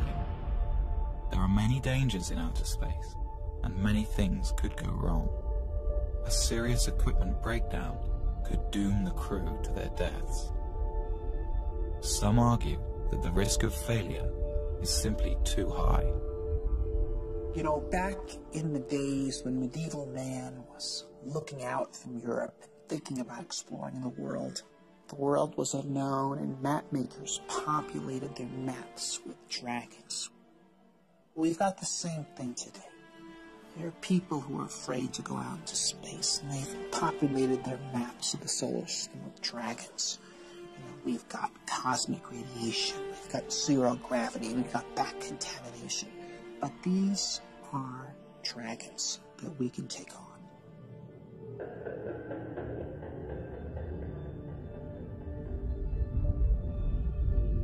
There are two kinds of radiation astronauts must contend with in outer space: solar flares and cosmic rays.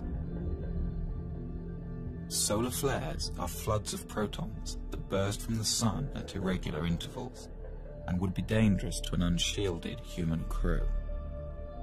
We are not ready to send humans to Mars right now. We've got to know a lot more about radiation and radiation mitigation. One of the Apollo flights barely missed, like by a week, a major solar event.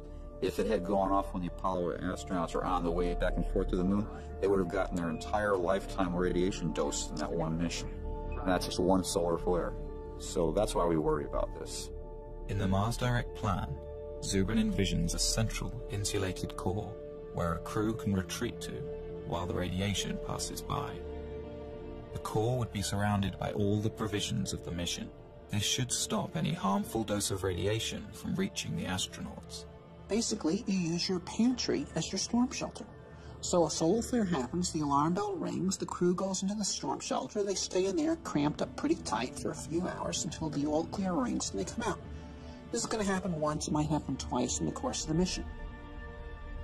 The second type of radiation is cosmic rays. This constant rain of charged particles comes from interstellar space and cannot be avoided without many meters of shielding. We can experience some of this type of radiation on Earth at high altitudes. Airline pilots who spend their careers flying high in the atmosphere can receive almost as much of this radiation throughout their life as a Mars astronaut would on a 2.5-year mission. It's a long trip. It's a 6-month trip there, a 6-month trip back. Is probably a year on the surface. That's a lot of radiation. The best estimates are that the magnitude of that dose is not that great, perhaps 60 rem of radiation scattered over 2.5 years. Now, 60 rem of radiation delivered over a long period of time like that would not create any noticeable effects at all. It would, though it is believed, increase your statistical risk of getting cancer at some point later in your life by about 1%. Right now, if you're an average American and you do not smoke, you have a 20% chance you're going to die of cancer. This would make it 21. If you're an average American smoker, it's 40. So in fact, if you recruited the Mars crew out of smokers and sent them to Mars without their tobacco, you would be reducing their chance of getting cancer.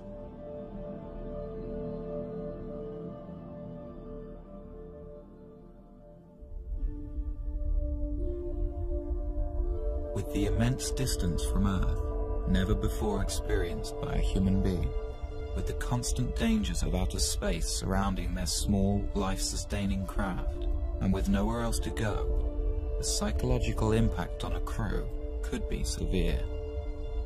Fear is real. I mean, it would be, to me, abnormal for a person to not feel the fear of getting on a rocket and launching into space and going to Mars. So I think fear is a very normal thing that all astronauts, in fact, are supposed to have. And I would be afraid to fly with someone who does not have fear. Some psychologists worry that cabin fever could set in, and the crew might literally go crazy. The human Mars mission is a more rigorous and difficult condition than most of us experience in daily life. But it is hardly a more difficult situation than many people have endured throughout human history.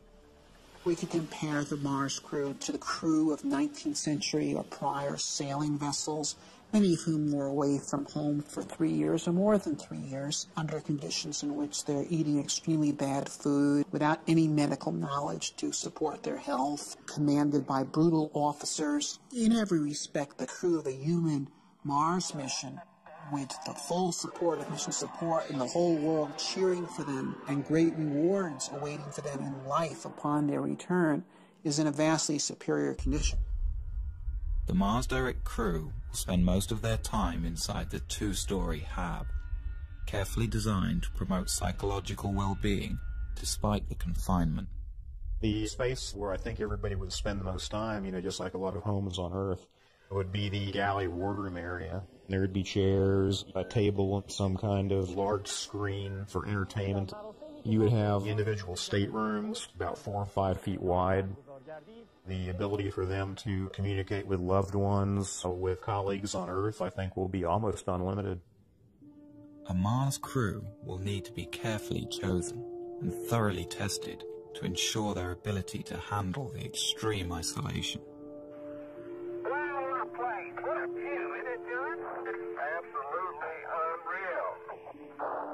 John Young, who went to the moon, used to say that he could cover the Earth by just lifting his thumb up to it.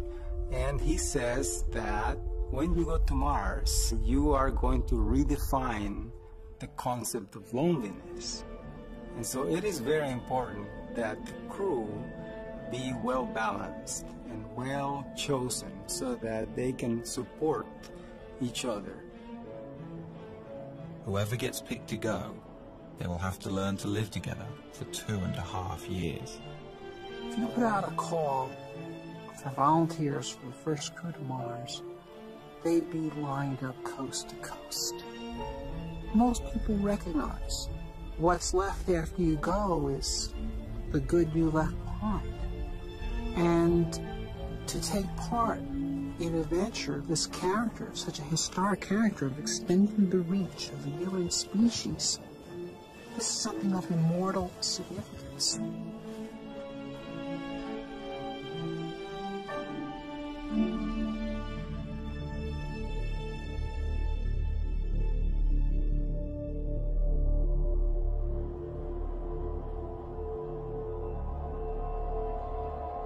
One of the most bogus threats associated with the Mars mission is the so-called back contamination issue, which is this notion that you go to Mars and discover these virulent disease organisms that you bring back to Earth and destroy all life on Earth. If we discover life on Mars, one fear is that our Earth biology will have no defense against possible Martian pathogens. Some argue that missions to Mars cannot be risked until we can prove Mars is free from harmful contaminants. This is completely nonsensical. There's natural transfer of material from Mars to Earth all the time. We get around 500 kilograms of unsterilized Martian rocks landing on Earth every year, and they have been doing so for the past 3-4 billion years. And so if there were Martian organisms that could contaminate the Earth, they've already done so. Although the prospect of Martian diseases seems remote, lawmakers have required that NASA create elaborate protocol to ensure that any extraterrestrial material stays contained. And like the Apollo astronauts, who spent 17 days in quarantine after their return from a sterile moon, a Mars crew will have to be thoroughly tested for any harmful Martian pathogens. The probability is infinitesimally tiny. But nevertheless, this is our home planet, and it's extremely important, and we have to protect it. The idea of a pathogen on Mars is clearly ridiculous because there is no megafauna or megaflora on Mars for pathogens to infect. So it is impossible to propose a credible life cycle for a Martian pathogen. The diseases that afflict us have been co-evolving with us and our ancestors and near relatives for the past 3 billion years, and they are specifically designed to live inside the habitat of the human body and to overcome its defenses, and they've been engaged in an arms race with the human defenses for those 3 billion years. This is why humans do not get diseases from distantly related species. For example, I don't know of any person who has ever contracted Dutch elm disease. And trees don't get colds.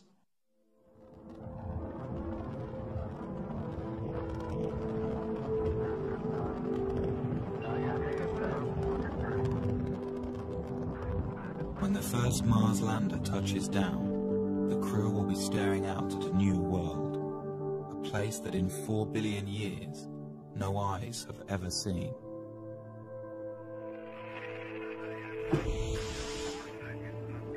The crew won't be alone. Millions of television viewers back home will be watching as the first man or woman places their footprint into the rust-colored soil. The crew will savor these moments, for here, someday, a new branch of civilization might begin. and future Martians will remember and celebrate this day.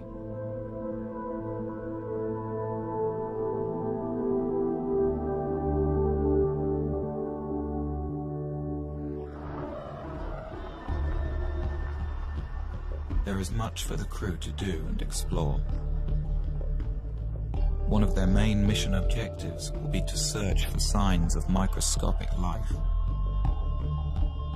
To do this, they will follow the ancient water flows.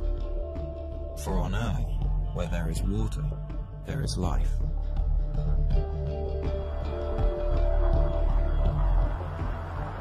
To help the crew in their search, they will have a pressurized rover that allows them to explore in a comfortable shirt-sleeve environment.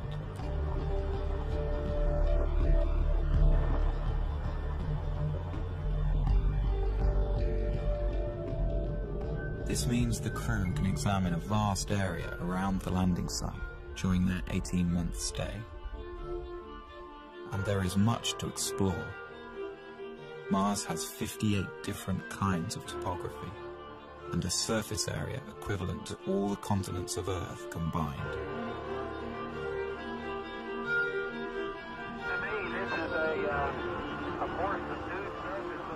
If these explorers can uncover the fossilized remnants of indigenous Martian life, they will redefine mankind's understanding of its place in the universe. For if life arose separately on a planet so close to our own, it strongly suggests that the universe is a biologically rich place and full of life.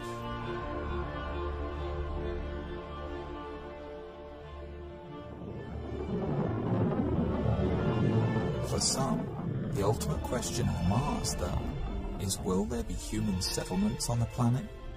Will Mars become a new branch of human civilization?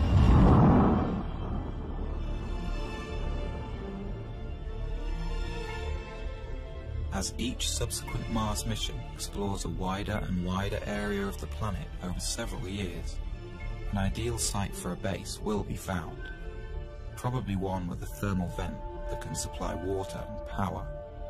At that point, several HABs will be landed in this one spot, with crews that plan to stay for 4, 8, or even 12 years. The HABs will be interconnected, and a permanent human presence on Mars will be established.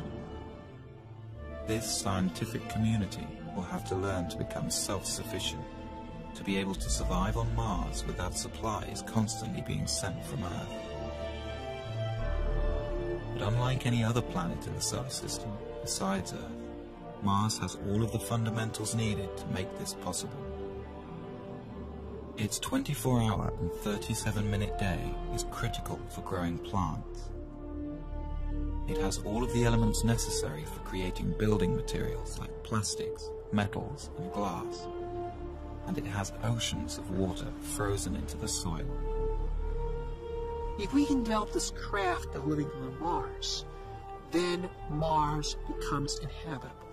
Not immediately physically, but intellectually. I mean, look, what determines whether an environment is habitable or not? Is Colorado habitable? We're not naturally adapted to live in Colorado. We're tropical animals. No one could survive a single winter night here without technology, such as clothing, efficient use of fire. We invented our way into becoming people that could colonize such hostile environments.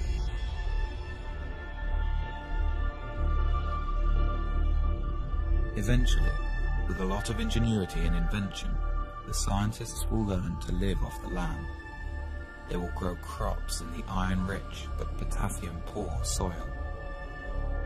And they will produce oxygen and energy from the water and atmosphere.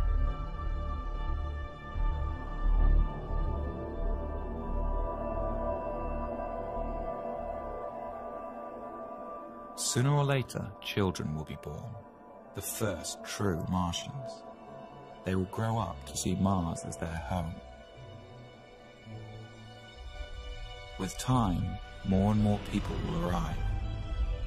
These won't only be scientists, but settlers, people who plan to stay. They may come for all kinds of reasons, but to them, Mars will be a chance to start over, to build a new life for themselves.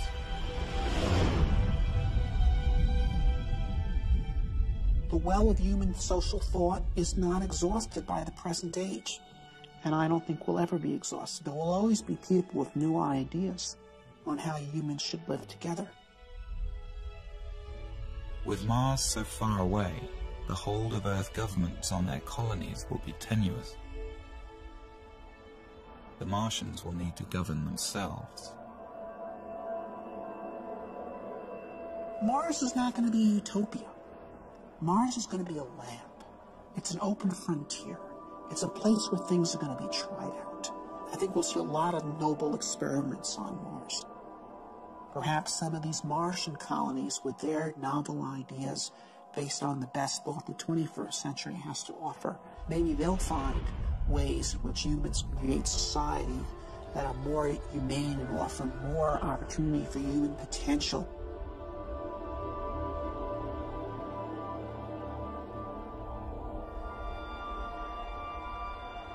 The ultimate dream of the Martians would be to terraform their planet, to make Mars as hospitable as Earth. This may not be as big a fantasy as it seems. Here we are on Earth, a world that's very sophisticated and developed and complete. And anything we do is just a subtraction. It's because we live in such a biologically rich planet. When we go to Mars, we have an opportunity that we don't have on Earth. Here's a planet that's died. Here's a world that's not full of biology, probably doesn't have any at all. Well, there, we can actually do something to help.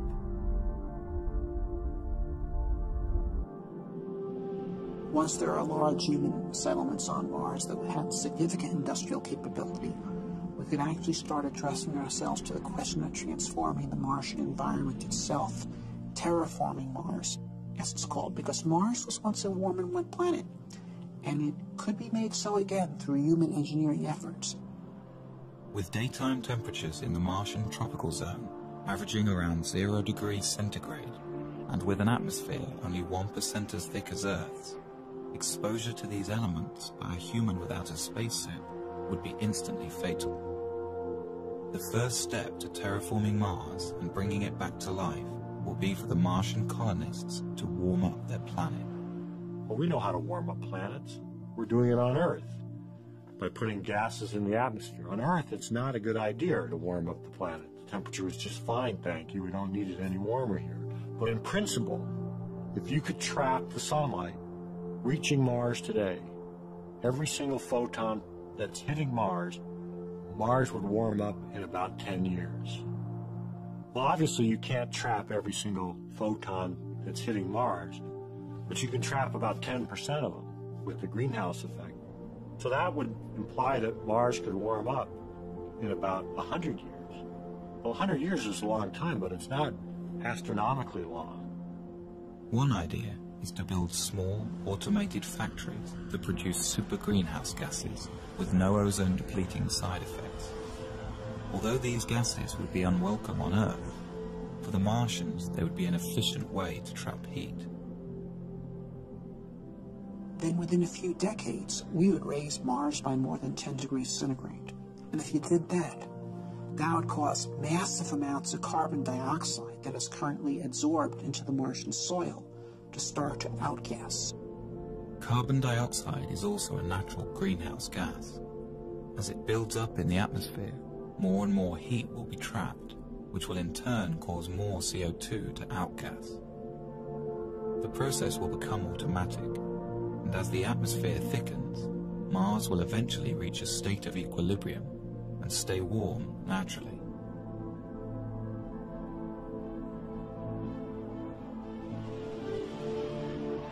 The rise in air pressure would mean that the human colonists could discard their pressure suits and walk around the surface of Mars carrying only a supply of oxygen.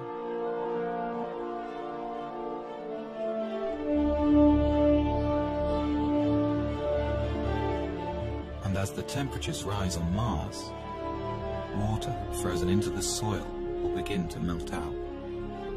And for the second time in its history, Mars would have liquid water on its surface.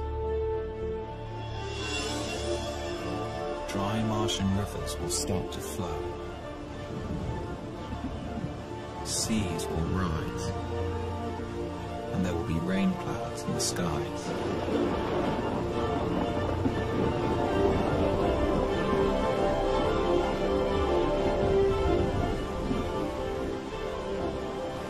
The return of Mars to its warm and wet stage will make it a fertile environment for life.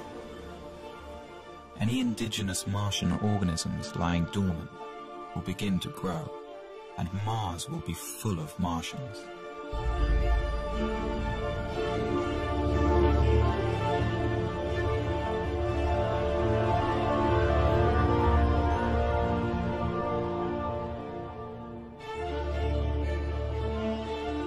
If no native life emerges, or that life is all dead, then humans could begin addressing the idea of bringing life from Earth.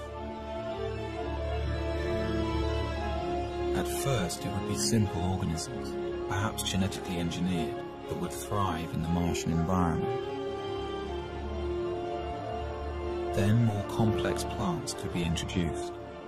The plants would be right at home in the carbon dioxide atmosphere, and with no competition and a whole planet to cover, they could transform Mars into a green world.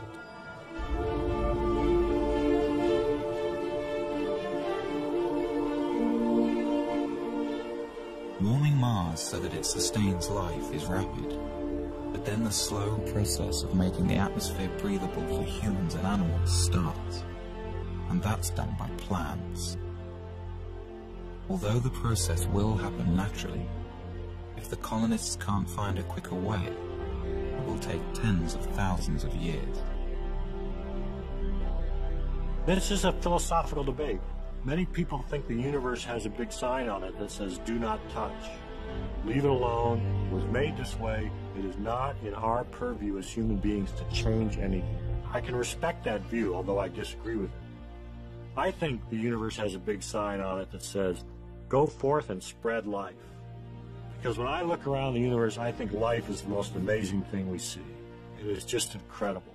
And we human beings are uniquely positioned to help spread life from this little tiny planet, which it seems to have been started on, beyond. And that's our gift. Earth's gift to the universe, I think, is the gift of life.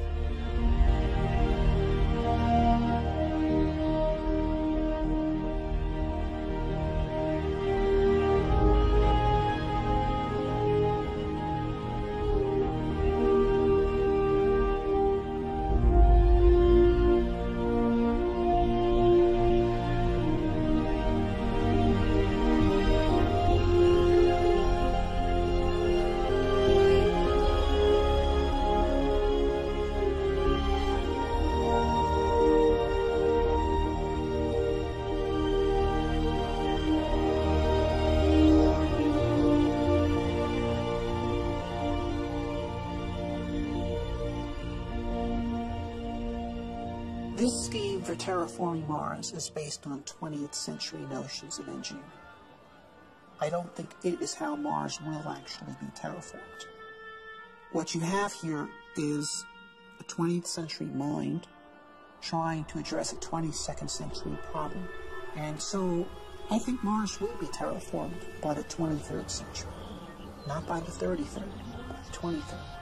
Things that would seem utterly fantastical to us is how it will actually be done. But it'll be done.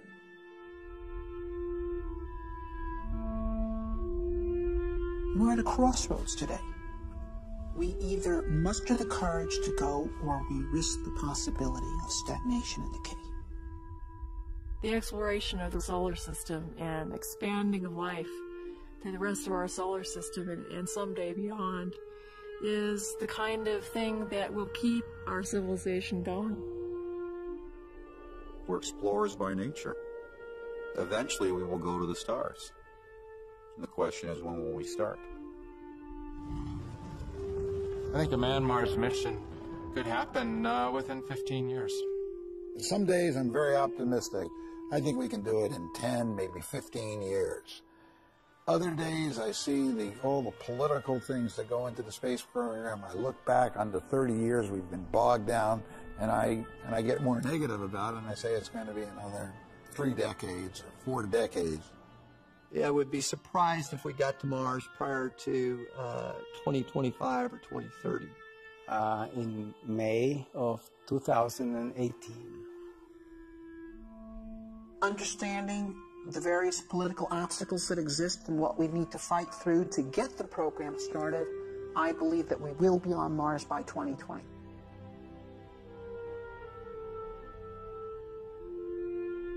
You have to believe in hope. You have to believe in the future.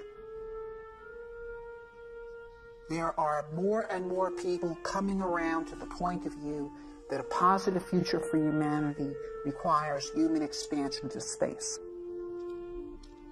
We will eventually break through the forces of inertia that have been holding this thing back.